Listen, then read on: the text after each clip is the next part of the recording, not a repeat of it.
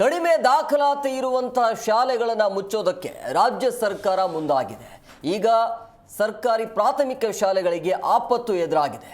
ಈ ರೀತಿಯ ಪ್ರಕ್ರಿಯೆ ಆಯಿತು ಅಂತಂದರೆ ಮುಂದುವರಿತು ಅಂತಂದರೆ 6,000ಕ್ಕಿಂತ ಹೆಚ್ಚು ಶಾಲೆಗಳಿಗೆ ಬೀಗ ಬೀಳುತ್ತೆ. ಯಾವ ಕಾರಣಕ್ಕಾಗಿ ರಾಜ್ಯ ಸರ್ಕಾರ ಅಥವಾ ಶಿಕ್ಷಣ ಇಲಾಖೆ ನಿರ್ಧಾರವನ್ನು ತೆಗೆದುಕೊಂಡಿದೆ ಅನ್ನುವಂಥ ಪ್ರಮುಖ ಪ್ರಶ್ನೆ. ಜೊತೆಗೆ ಇದರಿಂದ ಮಕ್ಕಳ ಭವಿಷ್ಯ ಏನಾಗುತ್ತೆ, ಶಿಕ್ಷಣದ ಮೇಲೆ ಯಾವ ರೀತಿಯಾಗಿ ಪರಿಣಾಮ ಬೀರುತ್ತೆ, ಎಲ್ಲದರ ಬಗ್ಗೆ ಚರ್ಚೆ ಮಾಡ್ತೀವಿ. ಇವತ್ತಿನ ವಿಶೇಷ ಶಾಲೆಗಳಿಗೆ ಆಪತ್ತು, ಸರಿಯಾ ವಿಲೀನ?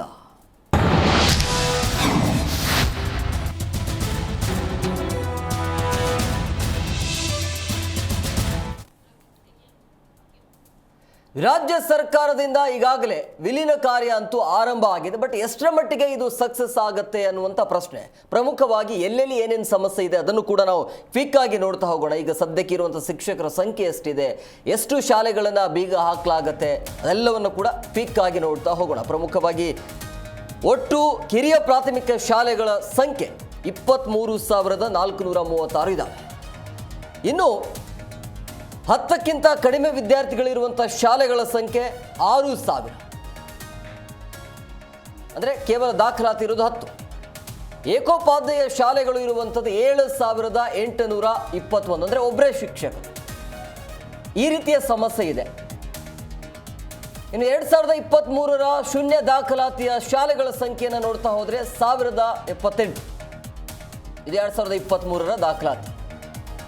ಇನ್ನು ಶೂನ್ಯ ದಾಖಲಾತಿ ಶಾಲೆಗಳಲ್ಲಿ ಇರುವಂಥ ಶಿಕ್ಷಕರ ಸಂಖ್ಯೆ 1,572. ಅಂದರೆ ಮಕ್ಕಳೇ ಇಲ್ಲ, ಅಲ್ಲಿ ವಿದ್ಯಾರ್ಥಿಗಳೇ ಇಲ್ಲ, ಆದರೂ ಶಿಕ್ಷಕರ ನೇಮಕ ಇದೆ. ಒಟ್ಟು ಹಿರಿಯ ಪ್ರಾಥಮಿಕ ಶಾಲೆಗಳ ಸಂಖ್ಯೆ 23,000 ದಾಟಿದೆ. ಅಂದರೆ ಈ ಸಂಖ್ಯೆ ಏನಿದೆಯಲ್ಲ 23,436 ಇದೆಯಲ್ಲ, ಅದಕ್ಕೆ ವಿಲೀನ ಮಾಡಿದ್ರೆ ಎಷ್ಟಾಗುತ್ತೆ? 25% ಕ್ಲೋಸ್ ಆಗುತ್ತೆ, ಬೀಗ ಬೀಳುತ್ತೆ. 25% ಶಾಲೆಗಳನ್ನು ಮುಚ್ಚಬೇಕಾಗತ್ತೆ. ಸೊ ಮುಂದೆ ಇರುವಂಥ ಪ್ರಶ್ನೆ ಏನು ಅಂತಂದರೆ, ಇದನ್ನು ವಿಲೀನ ಮಾಡೋದಕ್ಕೆ ಅಥವಾ ಇದನ್ನು ಜಾರಿ ಮಾಡೋದಕ್ಕೆ ಸುಲಭನ? ಮಕ್ಕಳ ಮೇಲೆ ಅಥವಾ ಶಿಕ್ಷಣದ ಮೇಲೆ ಯಾವ ರೀತಿಯಾಗಿ ಪರಿಣಾಮ ಬೀರುತ್ತೆ, ಪೋಷಕರು ಏನು ಹೇಳ್ತಾರೆ, ಏನೆಲ್ಲ ಸಮಸ್ಯೆ ಇರಬಹುದು ಮುಂದೆ ಅಂತೇಳಿ, ಇದರ ಹಿಂದೆ ಇರುವಂಥ ಬೇರೆ ಏನಾದರೂ ಉದ್ದೇಶ ಇದೆಯಾ ಅನ್ನುವಂಥ ಪ್ರಶ್ನೆಗಳು ಸಹಜವಾಗಿ ಉಟ್ಕೊಳ್ತಾ ಇದೆ. ಇರುವಂಥ ಶಾಲೆಗಳನ್ನು ಉಳಿಸ್ಕೊಳ್ಳೋಕ್ಕೆ ಆಗದೆ ವಿಲೀನ ಮಾಡ್ತೀವಿ ಅನ್ನೋದು ಎಷ್ಟರ ಮಟ್ಟಿಗೆ ಸರಿ ಅನ್ನುವಂಥ ಪ್ರಶ್ನೆ.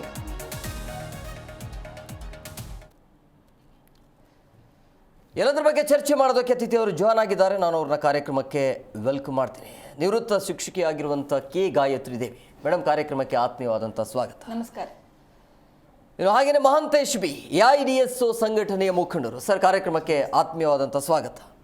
ಹಾಗೆಯೇ ಚಿಂತಕರಾಗಿರುವಂಥ ವಿವೇಕಾನಂದ HK ಸರ್, ಕಾರ್ಯಕ್ರಮಕ್ಕೆ ಆತ್ಮೀಯವಾದಂಥ ಸ್ವಾಗತ. ನಮಸ್ಕಾರ, ಸ್ವಾಗತ. ವಿವೇಕಾನಂದ ಸರ್, ಈಗ ಪ್ರಮುಖವಾಗಿ ದಾಖಲಾತಿ ಕಡಿಮೆ ಇರುವಂಥ ಶಾಲೆಗಳನ್ನು ಮುಚ್ಚುತ್ತೀವಿ ಅನ್ನುವಂಥದ್ದು, ವಿಲೀನ ಮಾಡ್ತೀವಿ ಅಂಥೇಳಿ, ಇದು ಏನು ಹೇಳ್ತೀರಿ ಸರ್ ಈ ನಿರ್ಧಾರದ ಬಗ್ಗೆ? ಮೊದಲನೇದಾಗಿ ಈ ಸಬ್ಜೆಕ್ಟ್ ಅನ್ನ ನೀವು ಚರ್ಚೆಗೆ ತಗೊಂಡಿರೋದಕ್ಕೆ, ಮಾಧ್ಯಮದ ಕಾಳಜಿಯನ್ನ ನೀವು ವಹಿಸಿರೋದಕ್ಕೆ ಈ ಚಾನೆಲ್ಗೆ ಧನ್ಯವಾದ ಅರ್ಪಿಸ್ತೀನಿ. ಯಾಕೆಂದ್ರೆ ಸುಮ್ಮನೆ ಯಾವಾಗ್ಲೂ ರಾಜಕೀಯ 24 ಗಂಟೆ ಅದನ್ನೇ ತೋರಿಸೋದಕ್ಕಿಂತ ಈ ರೀತಿಯ ಮಹತ್ವದ ನಮ್ಮ ಭವಿಷ್ಯದ ಮಕ್ಕಳ ಮಹತ್ವದ ವಿಷಯವನ್ನ ನೀವು ಸೆಲೆಕ್ಟ್ ಮಾಡ್ಕೊಂಡಿರೋದಕ್ಕೆ ಧನ್ಯವಾದಗಳು. ಎರಡನೇದಾಗಿ ಇದನ್ನ ಅರ್ಥ ಮಾಡ್ಕೊಳ್ಬೇಕಾದ್ರೆ, ಈ ಕೆರೆಗಳು ಅಂತಿತ್ತು, ಉದಾಹರಣೆ ಬೆಂಗಳೂರು ಸುತ್ತಮುತ್ತ ಸಾವಿರಾರು ಕೆರೆಗಳಿತ್ತು, ಇವತ್ತು 300 ಕೆರೆಗಳಿದಾವೆ. ಆದ್ರೆ ಕಾನೂನು ಪ್ರಕಾರ ಕೆರೆಗಳನ್ನ ಮುಚ್ಚೋ ಆಗಿಲ್ಲ. ಹಾಗಾದ್ರೆ ಏನ್ ಮಾಡ್ತಾರೆ, ಅಲ್ಲಿ ಹೊಸ ಕಾನೂನು ಮಾಡ್ಕೋದಿದ್ದಾರೆ. ಏನು ಅಂದ್ರೆ, ಒಂದು ಕೆರೆಗೆ ಸುಮಾರು 5 ವರ್ಷನೋ 10 ವರ್ಷನೋ ನೀರಿನ ಹರಿವು ಯಾವುದು ಇಲ್ಲ ಅಂದ್ರೆ ಆ ಕೆರೆನ ಮುಚ್ಚಬಹುದು ಅಂತ. ನೋಡಿ, ಆ ಲೆಕ್ಕದಲ್ಲಿ ಏನ್ ಮಾಡ್ತಾರೆ, ಕೆರೆಗೆ ನೀರಿನ ಹರಿವನ್ನು ಕೂಡ ಇವರು ಮುಚ್ಚಿಬಿಡ್ತಾರೆ. ಹೇಳ್ತಾರೆ, ನೋಡ್ರಿ 5 ವರ್ಷದಿಂದ ಈ ಕೆರೆಗೆ ಒಂದು ತೊಟ್ಟು ನೀರು ಬಂದಿಲ್ಲ, ಆ ಕಾರಣಕ್ಕೆ ಈ ಕೆರೆನ ಮುಚ್ಚುತ್ತಾ ಇದೀವಿ ಅಂತ. ಇದೇ ಸೇಮು ಶಾಲೆಗಳಿಗೆ ಅನ್ವಯಿಸುತ್ತೆ. ಅಂದ್ರೆ ಇವರು ಸರ್ಕಾರದ ಬಹುಮುಖ್ಯ ಜವಾಬ್ದಾರಿ ಮತ್ತು ಶಿಕ್ಷಣ ಮತ್ತು ಆರೋಗ್ಯ, ವ್ಯಾಪಾರನೂ ಅಲ್ಲ, ವ್ಯಾಪಾರ ಬೇರೆ ಬೇರೆ ಕಡೆ ಎಲ್ಲ ಮಾಡ್ತಾರೆ. ಅದನ್ನೇ ಇವರು ಮಾಡ್ಲಿಕ್ಕೆ ಸಾಧ್ಯವಾಗದೆ ಶಾಲೆಗಳ ಗುಣಮಟ್ಟವನ್ನ ಮೊದಲನೇದಾಗಿ ತೀರಾ ಕೆಳ ಹಂತಕ್ಕೆ, ನಾನು ಶಿಕ್ಷಕರ ಗುಣಮಟ್ಟದ ಬೇರೆ ಹೇಳ್ತಾ ಇಲ್ಲ, ಇವತ್ತಿಗೂ ಕೂಡ ಶಿಕ್ಷಕರ ಗುಣಮಟ್ಟದಲ್ಲಿ ಸರ್ಕಾರಿ ಶಾಲೆಗಳೇ ಮೊದಲನೆಯ ಸ್ಥಾನದಲ್ಲಿದ್ದಾವೆ.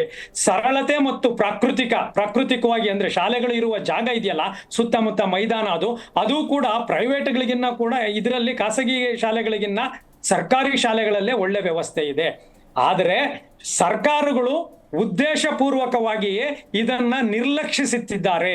ಒಂದು ರೀತಿ ನಿಧಾನವಾಗಿ ಅವು ಸ್ವಯಂ ಆತ್ಮಹತ್ಯೆ ಮಾಡ್ಕೊಳ್ಳೋ ತರ ಅಥವಾ ಇವರೇ ನಿಧಾನವಾಗಿ ವಿಷ ಉಣಿಸಿ ಕೊಲೆ ಮಾಡೋ ತರ ಸರ್ಕಾರಗಳು ಇವತ್ತು ಮುಚ್ತಾ ಇದ್ದಾರೆ.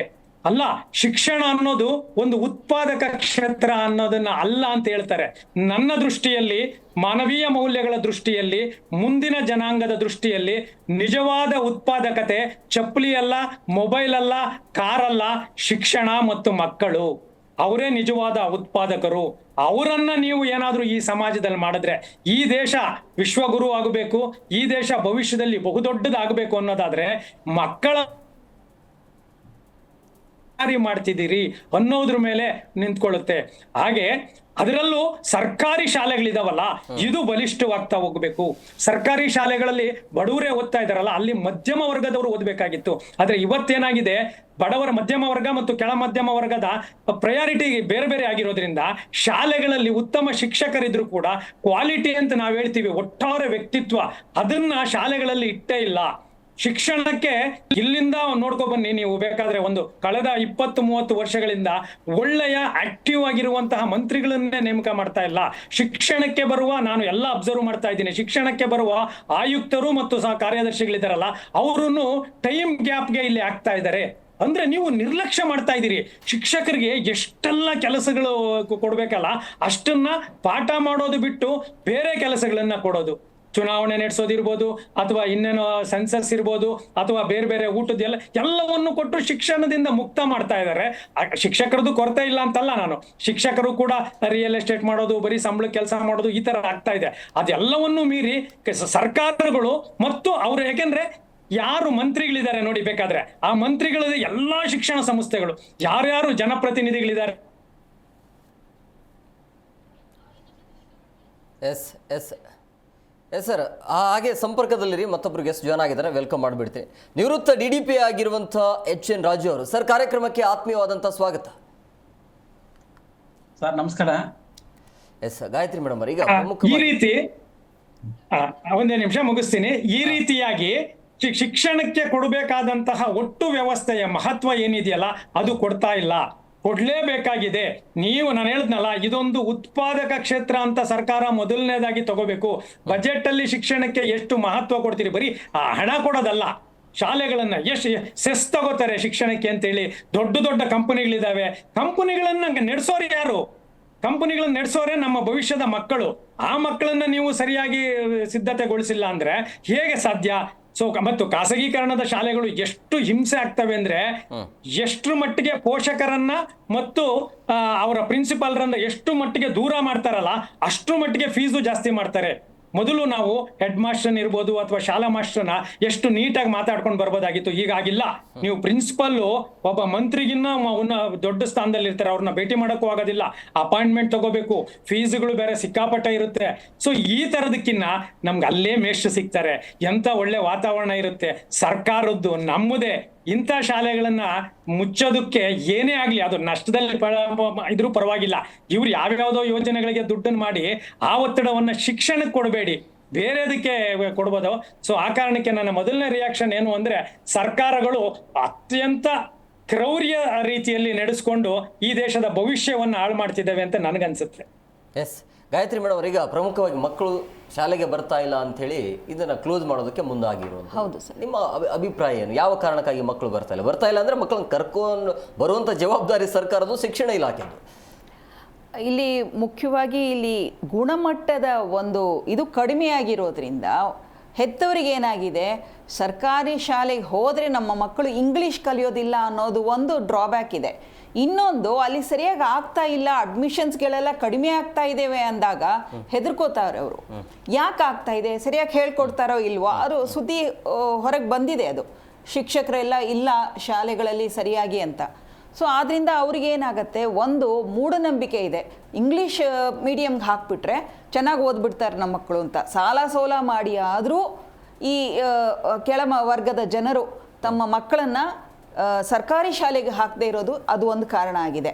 ಆದರೆ ಅವರಲ್ಲಿ ಆ ಅಪನಂಬಿಕೆಯನ್ನು ಹೋಗಲಾಡಿಸೋದು ನಮ್ಮ ಜವಾಬ್ದಾರಿ, ಸಮಾಜದ ಜವಾಬ್ದಾರಿ, ಸರ್ಕಾರದ ಜವಾಬ್ದಾರಿ. ಅವರಲ್ಲಿ ಎಷ್ಟು ಆತ್ಮವಿಶ್ವಾಸವನ್ನು ಮೂಡಿಸ್ಬೇಕಾಗಿದೆಯೋ ಆ ಎಲ್ಲ ಕ್ರಮಗಳನ್ನು ಕೈಗೊಂಡ್ರೆ ಖಂಡಿತ ಆಗತ್ತೆ ಸರ್. ಯಾವುದು ನಮ್ಮ ಭಾರತೀಯರು ಎಲ್ಲರೂ ಬುದ್ಧಿವಂತರು, ಬುದ್ಧಿವಂತಿಕೆಗೆ ಏನೂ ಕೊಡದೇ ಇಲ್ಲ. ಆದರೆ ಮನಸ್ಸಿಟ್ಟು ನಡ್ಕೊಂಡ್ರೆ, ಯೋಚನೆ ಮಾಡಿ ಹೊಂದಾಣಿಕೆಯಲ್ಲಿ ಕೆಲಸ ಮಾಡಿದ್ರೆ ಖಂಡಿತ ಇದು ಸಾಧಿಸ್ಬೋದು ನಾವು. ಮಕ್ಕಳ ಇದು ಅಡ್ಮಿಷನ್ನು ಕಡಿಮೆ ಆಗೋದಿಲ್ಲ, ಹೆಚ್ಚಾಗುವಂಥ ಸಾಧ್ಯತೆಗಳು ಜಾಸ್ತಿನೇ ಇವೆ. ಸೊ ಇದಕ್ಕೆ ಇನ್ನೂ ಒಂದು ಕಾರಣ ಏನು ಅಂದರೆ ಈ ಸತ್ವ ಇಲ್ಲದ್ದು ಸರ್ಕಾರಿ ಶಾಲೆಯ ಒಂದು ವಾತಾವರಣ ಅನ್ನೋದು ಒಂದು ಸೇರ್ಕೊಂಡು ಬಿಟ್ಟಿದೆ. ಆದರೆ ಆ ವಾತಾವರಣವನ್ನು ಬದಲಾಯಿಸಬೇಕಾಗಿರೋದು ನಾವು. ಶಿಕ್ಷಣ ಅಂದರೆ ಅದು ಮಕ್ಕಳೇ, ಮಕ್ಕಳಿಲ್ಲದೆ ಶಿಕ್ಷಣ ಇಲ್ಲ, ಶಿಕ್ಷಕರು ಇಲ್ಲ. ಸೊ ಮಕ್ಕಳಿಗೆ ಏನು ಬೇಕೋ ಅದನ್ನು ನಾವು ಕೊಡ್ತಾ ಹೋಗ್ತಾ ಹೋದರೆ ಈ ಸಮಸ್ಯೆ ಬರೋದಿಲ್ಲ, ಮುಂದೆ ಬೆಳ್ಕೊಂಡು ಹೋಗೋದಿಲ್ಲ. ಇದನ್ನು ಖಂಡಿತ ಹ್ಯಾಂಡಲ್ ಮಾಡ್ಬೋದು ನಾವು.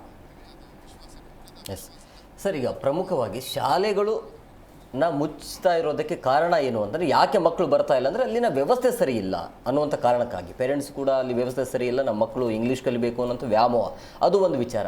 ಬಟ್ ಅಲ್ಲಿ ಸರ್ಕಾರದಿಂದ ಎಲ್ಲ ರೀತಿಯಾದ ವ್ಯವಸ್ಥೆ ಇದ್ದರೂ ಕೂಡ ಅದನ್ನು ಎಲ್ಲೋ ಒಂದು ಕಡೆ ಜಾಗೃತಿ ಮೂಡಿಸುವಲ್ಲಿ ಸರ್ಕಾರ ಕೂಡ ಹಿಂದೇಟನ್ನು ಹಾಕ್ತಾ ಇದೆ ಅಂತ ಅನಿಸುತ್ತೆ. ಬಟ್ ಈಗ ಇದ್ದಕ್ಕಿದ್ದಾಗೆ ಆ ಸರ್ಕಾರಿ ಶಾಲೆಗಳಲ್ಲಿ ಮಕ್ಕಳು ಬರ್ತಿಲ್ಲ ಅಂತೇಳಿ ಅದನ್ನು ಕ್ಲೋಸ್ ಮಾಡೋದು ಎಷ್ಟು ಮಟ್ಟಿಗೆ ಸರಿ ಅಂತ ಒಂದು ಸರ್, ಆ್ಯಕ್ಚುಲಿ ಮೊದಲನೇದಾಗಿ ನಮ್ಮ AIDSO ರಾಜ್ಯ ಸಮಿತಿ ಪರವಾಗಿ ಜಿ ಕನ್ನಡಕ್ಕೆ ನಾನು ಅಭಿನಂದನೆಗಳನ್ನ ಹೇಳೋಕ್ಕೆ ಇಷ್ಟಪಡ್ತೀನಿ. ಇಂಥ ಒಂದು ಅತ್ಯಂತ ಪ್ರಮುಖವಾದಂತಹ ವಿಷಯವನ್ನು ನೀವು ಇವತ್ತು ಚರ್ಚೆಗೆ ಎತ್ಕೊಂಡಿದ್ದೀರ ಸರ್. ಮೊದಲನೇದಾಗಿ ನಿಮಗೆ ಅಭಿನಂದನೆಗಳು ಮತ್ತು ಧನ್ಯವಾದಗಳು ಸರ್. ಇಲ್ಲಿ ಈ ವಿಷಯಕ್ಕೆ ಬರೋದಾದರೆ, ಈ ಸರ್ಕಾರದ ಮಕ್ಕಳ ಇಲ್ಲ ಅಂತಕ್ಕಂಥ ಒಂದು ನೆಪ ಹೇಳಿ ಸರ್ಕಾರಿ ಶಾಲೆಗಳನ್ನ ಮುಚ್ತಾರೆ ಅಂತಂದರೆ ಒಂದು ವಾದ ನೆನಪು ಬರುತ್ತೆ ಸರ್ ನನಗೆ. ಏನಂತಂದರೆ, ನನಗೆ ನಿಮಗೆ ನೆಗಡಿ ಬಂತು ಅಂದರೆ ನಾವು ಮೂಗು ಕೊಯ್ಕೋಬೇಕು ಅಂತ ಇದು ವಾದ ಸರ್ಕಾರ ಮಂಡಿಸ್ದಂಗೆ. ಸೊ ನಮ್ಮ ಶಾಲೆಗಳಿಗೆ ಮಕ್ಕಳು ಬರ್ತಿಲ್ಲ ಅಂತಂದರೆ ಸರ್ಕಾರದ ಯೋಚನೆ ಆಗಬೇಕಾಗಿರೋದು, ನಮ್ಮ ಶಾಲೆಗೆ ಮಕ್ಕಳು ಯಾಕೆ ಬರ್ತಾ ಇಲ್ಲ. ಅಥವಾ ನೀವು ನಿಮ್ಮ ಸರ್ಕಾರದ ವಾದದ ಪ್ರಕಾರನೇ ಪೇರೆಂಟ್ಸ್ ಕಳಿಸ್ತಿಲ್ಲ ಅಂತ ಅಂದ್ಕೊಳ್ಳಿ ಸರ್. ನೋಡಿ, ಯಾವಾಗಲೂ ಕೂಡ ಸರ್ಕಾರಗಳಿದೊಂದು ಗೂಬೆನ ಜನಸಾಮಾನ್ಯರ ಮೇಲೆ, ಬಡವರ ಮೇಲೆ, ಯಾವ ಬಡವರು ದುಡಿಯೋ ಜನರ ಟ್ಯಾಕ್ಸ್ ಮೇಲೆ ಈ ಗೌರ್ಮೆಂಟ್ ನಡೆಯುತ್ತೆ. ಆ ಗೌರ್ಮೆಂಟ್ ಜನರ ಮೇಲೆ ಗೂಬೆ ಕೂರಿಸುತ್ತೆ. ಏನು ಗೂಬೆ ಅಂದರೆ, ನೋಡಿ ನೀವೇ ಮಕ್ಕಳನ್ನ ಕಳಿಸಿಲ್ಲ, ಅದಕ್ಕೋಸ್ಕರ ಶಾಲೆ ಬರಿದಾಗಿ ಬಿದ್ದಿದೆ, ಅಲ್ಲಿ ನಾವು ಮೇಷ್ಟ್ಗಳನ್ನ ಕೊಟ್ಟಿದ್ದೀವಿ, ಬಿಲ್ಡಿಂಗ್ಗಳನ್ನ ಕೊಟ್ಟಿದ್ದೀವಿ, ಹಲವಾರು ಫೆಸಿಲಿಟೀಸ್ ಕೊಟ್ಟಿದ್ದೀವಿ, ಖರ್ಚು ಮಾಡ್ತಿದ್ದೀವಿ, ಮಧ್ಯಾಹ್ನದ ಬಿಸಿ ಊಟ ಕೊಡ್ತಾ ಇದ್ದೀವಿ, ನೀವೇ ಕಳಿಸ್ತಿಲ್ಲ ಮಕ್ಕಳನ್ನ ಅಂತ ವಾದ ಮಂಡಿಸ್ತಾರೆ. ಬಟ್ ಇಲ್ಲಿ ಸರ್, ನಾವು ವಾಸ್ತವಕ್ಕೆ ಇಳಿದು ಅಂಕಿಅಂಶಗಳು ನೋಡಿದ್ರೆ ನಿಮಗೆ ಭಯ ಬೀಳಿಸ್ತಕ್ಕಂಥ ಚಿತ್ರಣ ಕರ್ನಾಟಕದ ಶಿಕ್ಷಣ ವ್ಯವಸ್ಥೆ ಇದೆ ಸರ್. ನಮ್ಮ ಈ ಕರ್ನಾಟಕ ರಾಜ್ಯ ಕಾಂಗ್ರೆಸ್ ಸರ್ಕಾರ ಅಧಿಕಾರಕ್ಕೆ ಬಂದಾಗಿಂದ ಶಿಕ್ಷಣ ಮಂತ್ರಿಗಳು ಹೇಳ್ತಾ ಇರೋದು, ನಾವು ಖಾಲಿ ಇರತಕ್ಕಂಥ ಮೇಷ್ಟ್ರ ಹುದ್ದೆಗಳನ್ನ ಭರ್ತಿ ಮಾಡ್ತೀವಿ. ಅಧಿಕಾರಕ್ಕೆ ಬಂದ ಮೊದಲನೇ ದಿನದಿಂದ ಇಲ್ಲಿವರೆಗೂ ಹೇಳ್ತಾನೇ ಬಂದಿದ್ದಾರೆ. ಬಟ್ ಆದರೆ ಇವತ್ತಿಗೂ ಸರ್ ಕರ್ನಾಟಕದಲ್ಲಿ 59,000 ಮೇಷ್ಟ್ರಗಳ ಹುದ್ದೆ ಖಾಲಿ ಇದೆ. ಅದನ್ನು ತ್ವರಿತಗತಿಯಲ್ಲಿ ಮಾಡಲಿಕ್ಕೆ, ಭರ್ತಿ ಮಾಡಲಿಕ್ಕೆ ಸರ್ಕಾರಕ್ಕೆ ಕಾಳಜಿ ಇಲ್ಲ. ಬಟ್ ಸರ್ಕಾರಕ್ಕೆ ಕಾಳಜಿ ಇರೋದು ಏನಪ್ಪ ಅಂತಂದರೆ, ಮೊನ್ನೆನೇ ಹೋದ ತಿಂಗಳೇ ಶಾಲಾ ಸುಧಾರಣಾ ಸಮಿತಿಯನ್ನು ನೇಮಕ ಮಾಡಿದ್ದಾರೆ MLA ಅವರ ಚೇರ್ಮನ್ಶಿಪ್ಪಲ್ಲಿ. ಸೊ ಇನ್ನೂ ಒಂದು ತಿಂಗಳು ಕಳೆದಿಲ್ಲ, ಎಷ್ಟು ಫಾಸ್ಟಾಗಿ ಆ ಒಂದು ಸುಧಾರಣಾ ಸಮಿತಿ ಕೆಲಸ ಮಾಡ್ತಿದೆ ಅಂತಂದರೆ, ಎಷ್ಟು ಶಾಲೆಯಲ್ಲಿ ಮಕ್ಕಳಿಲ್ಲ, ಎಷ್ಟು ಕಡೆ ಕಡಿಮೆ ಮಕ್ಕಳಿದೆ, ಶಾಲೆಗಳನ್ನ ಗುರುತಿಸಿ ಒಂದು 6,000 ಶಾಲೆ ಪಟ್ಟಿ ಮಾಡಿ ಆ ಶಾಲೆಗಳನ್ನ ಕ್ಲೋಸ್ ಮಾಡ್ತೀವಿ ಅಂತ ಹೊಂಟಿದ್ದಾರೆ ಸರ್. ಇದು ಒಂದು ಸರ್. ಇನ್ನೊಂದು ಕಡೆಗೆ ನೀವು ತೊಗೊಂಡ್ರೆ ಇನ್ನೂ ಒಂದು ಚಿತ್ರಣ ಕೊಡ್ತೀನಿ ನಾನು ನಿಮಗೆ. ಕರ್ನಾಟಕದಲ್ಲಿ ಸರ್ ನಿಮಗೆ ಆಶ್ಚರ್ಯ ಆಗುತ್ತೆ, ಭಾಳ ನೋವಿನ ಸಂಗತಿ, ಅತ್ಯಂತ ನೋವಿನಿಂದ ನಾನು ಹೇಳ್ತಾ ಇದ್ದೀನಿ, ಈ ರಾಜ್ಯದಲ್ಲಿ ಸರ್ ಸುಮಾರು 3,500ಕ್ಕೂ ಹೆಚ್ಚು ಸರ್ಕಾರಿ ಶಾಲೆಗಳಲ್ಲಿ ಫಂಕ್ಷನಿಂಗ್ ಟಾಯ್ಲೆಟ್ಸ್ ಇಲ್ಲ, ಬಳಕೆಗೆ ಯೋಗ್ಯ ಆಗಿರತಕ್ಕಂಥ ಟಾಯ್ಲೆಟ್ಗಳಿಲ್ಲ. ಹಾಗೆಯೇ ನೀವೇನೇ ಆವಾಗಲೇ ಮೆನ್ಷನ್ ಮಾಡ್ದಂಗೆ ಸರ್, ಸುಮಾರು 7,000 ಸರ್ಕಾರಿ ಶಾಲೆಗಳು ಏಕೋಪಾಧ್ಯಾಯ ಶಾಲೆಗಳು, ಒಬ್ಬರೇ ಮೇಷ್ಟ್ರು ಪಾಠ ಮಾಡಬೇಕು. ಇಲ್ಲಿ ಸರ್ಕಾರ ಸರ್ ಒಂದು ವೇಳೆ ಜನಗಳು ತಮ್ಮ ಮಕ್ಕಳನ್ನ ಕಳಿಸ್ತಾ ಇಲ್ಲ, ಅಥವಾ ರಾಜ್ಯದ ಮಕ್ಕಳು ಗೌರ್ಮೆಂಟ್ ಸ್ಕೂಲಿಗೆ ಬರ್ತಿಲ್ಲ ಅಂತಂದರೆ ಸರ್ಕಾರ ಯಾಕೆ ಬರ್ತಿಲ್ಲ ಅಂತ ಯೋಚನೆ ಮಾಡಿ ಆ ಎಲ್ಲ ಕೊರತೆಗಳನ್ನ ನೀಗಿಸ್ಕೋಬೇಕು ಸರ್, ಪೂರೈಸಬೇಕು. ಇಲ್ಲಿ ಒಂದು ಮಾತು ವಿವೇಕಾನಂದ ಅವ್ರನ್ನ ನಾನು ಕೋಟ್ ಮಾಡೋಕ್ಕೆ ಇಷ್ಟಪಡ್ತೀನಿ ಸರ್. ವಿವೇಕಾನಂದ ಹೇಳ್ತಾರೆ, ಬಡವ ಶಿಕ್ಷಣದ ಕಡೆಗೆ ಬಂದಿಲ್ಲ ಅಂದರೆ ಶಿಕ್ಷಣ ಅವನು ದುಡಿತಕ್ಕಂಥ ಹೊಲಗಳಿಗೆ, ಅವರು ಕೆಲಸ ಮಾಡ್ತಕ್ಕಂಥ ಫ್ಯಾಕ್ಟ್ರಿಗಳಿಗೆ ಶಿಕ್ಷಣ ಹೋಗಬೇಕು ಅಂತೇಳಿ. ಇಲ್ಲಿ ಸರ್ಕಾರ ಸೋತಿದೆ. ಮತ್ತು ಈ ನಿಟ್ಟಿನಲ್ಲಿ ಸರ್ಕಾರ ಅತ್ಯಂತ ಅನ್ಡೆಮೋಕ್ರೆಟಿಕ್ ಆಗಿ, ಜನವಿರೋಧಿಯಾಗಿ ನಿಲುವನ್ನು ತಗೊಂಡಿದೆ ಅಂತೇಳಿ AIDSO ಈ ಮುಖಾಂತರ ನಾವು ಹೇಳಕ್ಕೆ ಇಷ್ಟಪಡ್ತೀವಿ ಸರ್. ಆದರೆ ಹಿಂದೆ ಬೇರೆ ಉದ್ದೇಶ ಇದೆ ಅಂತ ಹೇಳ್ತೀರಿ? ಹೌದು ಸರ್, ಖಂಡಿತವಾಗಲು. ಇಲ್ಲಿ ನೋಡಿ ಸರ್, ಇವಾಗ ಸರ್ಕಾರಿ ಶಾಲೆಗಳನ್ನ ಮುಚ್ಚೋದ್ರ ಅರ್ಥ ಏನು ಸರ್? ಅದು ಇನ್ನೂ ಹೆಚ್ಚು ಖಾಸಗಿ ಶಾಲೆಗಳಿಗೆ ನೀವು ಮಾರುಕಟ್ಟೆಯನ್ನು ಒದಗಿಸ್ಕೊಟ್ಟಂಗೆ. ಈಗ ನೋಡಿ ಸರ್, ಸರ್ಕಾರ ಹಲವಾರು ಬಾರಿ ಭಾಷಣ ಮಾಡುತ್ತೆ, ನಾವು ಬಡವರ ಪರ, ನಾವು ರೈತರ ಪರ, ಕಾರ್ಮಿಕರ ಪರ, ಹೆಣ್ಮಕ್ಳ ಪರ ಅಂತೇಳಿ. ಹಾಗಾದ್ರೆ ನೀವು ಅವರ ಮಕ್ಕಳು ಓದ್ತಕ್ಕಂಥ ಶಾಲೆಗಳನ್ನ ಮುಚ್ಚಿ ಯಾರ ಪರ ನಿಂತ್ಕೊಂತೀರಿ? ಈ ಪ್ರಶ್ನೆಯನ್ನು ರಾಜ್ಯದ ವಿದ್ಯಾರ್ಥಿಗಳು ನಿಮ್ಮನ್ನು ಬಿಡಲ್ಲ, ಕೇಳ್ತಾರೆ ಸರ್ಕಾರ. ಜನ ಪ್ರಶ್ನೆ ಮಾಡಬೇಕು ಇದಕ್ಕೆಲ್ಲ. ಹೌದು ಸರ್. ಈಗ ಒಂದಷ್ಟು ನಿಮಗೆ ನಾನು ನೆನಪು ಮಾಡೋಕ್ಕೆ ಇಷ್ಟಪಡ್ತೀನಿ ಸರ್. ಕಳೆದ ಈಗ ಇವರೆಲ್ಲ ಎಲೆಕ್ಷನ್ ಟೈಮಲ್ಲಿ ಪ್ರಚಾರ ಮಾಡೋದೆಲ್ಲ ಎಲ್ಲ ಪಕ್ಷಗಳು ಸರ್ ನಾವು ಭಿನ್ನ ಅಂತ ಪ್ರಚಾರ ಮಾಡ್ತಾರೆ. ಕಳೆದ ಬೊಮ್ಮಾಯಿ ಅವರ ನೇತೃತ್ವದ BJP ಸರ್ಕಾರ ಒಂದು ಪ್ಲ್ಯಾನ್ ಮಾಡಿತ್ತು, ನಿಮ್ಗೆ ಗೊತ್ತಿರತ್ತೆ. ಇದೇ ವಿಲೀನೀಕರಣದ ಹೆಸರಲ್ಲೇ 13,800 ಶಾಲೆಗಳನ್ನು ಕ್ಲೋಸ್ ಮಾಡೋಕೆ ಹೊರಟ್ರು ಸರ್. ಆವಾಗ ನಾವು AIDS ವಿದ್ಯಾರ್ಥಿ ಸಂಘಟನೆ ಈ ಒಂದು ಹೋರಾಟ ಕೈಗೆತ್ತಿಕೊಂಡು ಸುಮಾರು 35 ಲಕ್ಷಕ್ಕೂ ಹೆಚ್ಚು ಜನಗಳ ಸಹಿ ಸಂಗ್ರಹ ಅಭಿಯಾನದ ಆಂದೋಲನ ಮಾಡಿದ ಮೇಲೆ ಸರ್ಕಾರ ಅದನ್ನ ವಾಪಸ್ ತಗೋಬೇಕಾಯ್ತು ಸರ್. ಈಗ ಮತ್ತೆ ಇವರು 6,000 ಶಾಲೆಗಳಿಗೆ ಕೈ ಹಾಕಿದ್ದಾರೆ. ಈ ಮುಖಾಂತರ ಗೌರ್ಮೆಂಟ್ಗೆ ನಾವು ಎಚ್ಚರಿಕೆ ಹೇಳೋಕ್ಕೆ ಇಷ್ಟಪಡ್ತೀವಿ. ರಾಜ್ಯದ ವಿದ್ಯಾರ್ಥಿಗಳು, ರೈತರು, ಕಾರ್ಮಿಕರು, ಜನಸಾಮಾನ್ಯರು ಕಣ್ಣು ಮುಚ್ಕೊಂಡಿಲ್ಲ, ಮೇಷು ಕಣ್ಣು ಮುಚ್ಕೊಂಡಿಲ್ಲ. ನಾವು ಮತ್ತೆ ಆ 6,000 ಶಾಲೆಗಳನ್ನ ಹುಡುಕಿ ಪ್ರತಿ ಹಳ್ಳಿಗೆ ಹೋಗಿ ಜನಗಳನ್ನ ಬಡದೆಬ್ಬಿಸ್ತೀವಿ, ಆ ಶಾಲೆಗಳನ್ನ ರಕ್ಷಣೆ. ಅದೇ ಹೇಳೋದು, ಬಡವರ ಮಕ್ಕಳನ್ನ ಉಳಿಸುವಂತ ಕೆಲಸವನ್ನ ಮಾಡಿ ಅಂತೇಳಿ. ಹೌದು ರಾಜು ಸರ್, ಈಗ ಪ್ರಮುಖವಾಗಿ ಈಗ ದಾಖಲಾತಿ ಇಲ್ಲ ಅನ್ನೋ ಕಾರಣಕ್ಕಾಗಿ ಶಾಲೆಗಳನ್ನು ಬಂದ್ ಮಾಡೋದು ಅದು ಸರಿಯಲ್ಲ. ಬಟ್ ಯಾವ ಕಾರಣಕ್ಕಾಗಿ ಮಕ್ಕಳು ಬರ್ತಿಲ್ಲ ಅನ್ನೋದ್ರ ಕಡೆ ಗಮನ ಕೊಡಬೇಕಾಗುತ್ತೆ. ಬಟ್ ಅಲ್ಲಿ ವ್ಯವಸ್ಥೆ ಯಾವ ರೀತಿ ಆಗಿದೆ, ಅಲ್ಲಿ ಹೋಗಿ ಪೇರೆಂಟ್ಸ್ ಹತ್ರ ಕೂಡ ಮಾತುಕತೆ ಆಗಬೇಕಾಗುತ್ತೆ, ಯಾವ ಕಾರಣಕ್ಕಾಗಿ ಮಕ್ಕಳು ಬರ್ತಿಲ್ಲ ಅಂತೇಳಿ. ಬಟ್ ಇದ್ದಕ್ಕಿದ್ದ ಹಾಗೆ ಬರ್ತಿಲ್ಲ ಅನ್ನೋಂಥ ಕಾರಣಕ್ಕಾಗಿ ಶಾಲೆಯನ್ನು ಕ್ಲೋಸ್ ಮಾಡೋದ್ರಿಂದಾಗಿ ಸಹಜವಾಗಿ ಮಕ್ಕಳ ಮೇಲೆ ಅಲ್ಲಿ ಪರಿಣಾಮ ಬೀರುತ್ತೆ. ಪೋಷಕರು ಕೂಡ ಈಗ ಮತ್ತೆ ದೂರದ ಶಾಲೆಗಳಿಗೆ ಕಳಿಸೋದಕ್ಕೂ ಕೂಡ ಹಿಂದೆ ಮುಂದೆ ನೋಡ್ತಾರೆ. ಸೊ ಇದು ಸಹಜವಾಗಿ ಬಡವರ ಮೇಲೆ ಬರೆ ಹೇಳುವಂಥ ಕೆಲಸ ಅಲ್ವಾ ಇದು? ಬಡವರಿಗೆ ಸಮಸ್ಯೆ ಆಗೋದಿಲ್ವಾ ಅಂಥೇಳಿ. ನಮಸ್ಕಾರ. ನನ್ನನ್ನು ತಮ್ಮ ವಾಹಿನಿಗೆ ಆಹ್ವಾನಿಸಿ ಅವಕಾಶ ಕೊಟ್ಟಿದ್ದಕ್ಕೆ ತಮ್ಮ ಮೊದಲನೇದ ಪ್ರಾರಂಭಿಕವಾಗಿ ನಾನು ತಮಗೆ ಧನ್ಯವಾದ ಅರ್ಪಿಸ್ತೇನೆ. ಈಗ ತಮ್ಮ ಪ್ರಶ್ನೆ ಏನಂದರೆ, ನಮ್ಮ ಸ್ನೇಹಿತರೆಲ್ಲ ಮಾತಾಡೋ ರೀತಿಯಲ್ಲಿ ಸರ್ಕಾರದ್ದೇ ತಪ್ಪು ಅಥವಾ ಏನೋ ವ್ಯವಸ್ಥೆ ಬಗ್ಗೆ ಅನ್ನೋದ್ರ ಬಗ್ಗೆ ಬಿಂಬಿಸಿದ್ದಾರೆ. ಮೂಲತಃ ನಾನು ಶಿಕ್ಷಣ ಇಲಾಖೆಯಲ್ಲಿ 33 ವರ್ಷಗಳ ಕಾಲ ಸೇವೆ ಸಲ್ಲಿಸಿದ ಅನುಭವದ ಆಧಾರದ ಮೇಲೆ ನಾನು ಹೇಳ್ತಾ ಇದ್ದೀನಿ ಅಷ್ಟೇ. ನಗರ ಮತ್ತು ಸಿಟಿಗಳು ಮತ್ತು ತಾಲೂಕು ಮತ್ತು ಜಿಲ್ಲಾ ಹಂತದಲ್ಲಿ ಇದ್ರ ಸಮಸ್ಯೆಗಳು ಕಡಿಮೆ ಇಲ್ಲ. ಗ್ರಾಮೀಣ ಪ್ರದೇಶದಲ್ಲಿ ಮಾತ್ರ ಈ ಸಮಸ್ಯೆ ಉದ್ಭವಿಸಿದೆ. ಗ್ರಾಮೀಣ ಪ್ರದೇಶದಲ್ಲಿ ಜನವಸತಿ ಪ್ರದೇಶಗಳು ಯಾವುದು ನಗರ ಗ್ರಾಮ ಕಡೆ ಇದೆ ಅಂತ ಕಡೆ ಈಗ ಮಕ್ಕಳ ಸಂಖ್ಯೆ ಒಂದು ಇದ್ದಲ್ಲಿ ಪರ್ಸೆಂಟೇಜು ಕಡಿಮೆ ಆಗಿದೆ.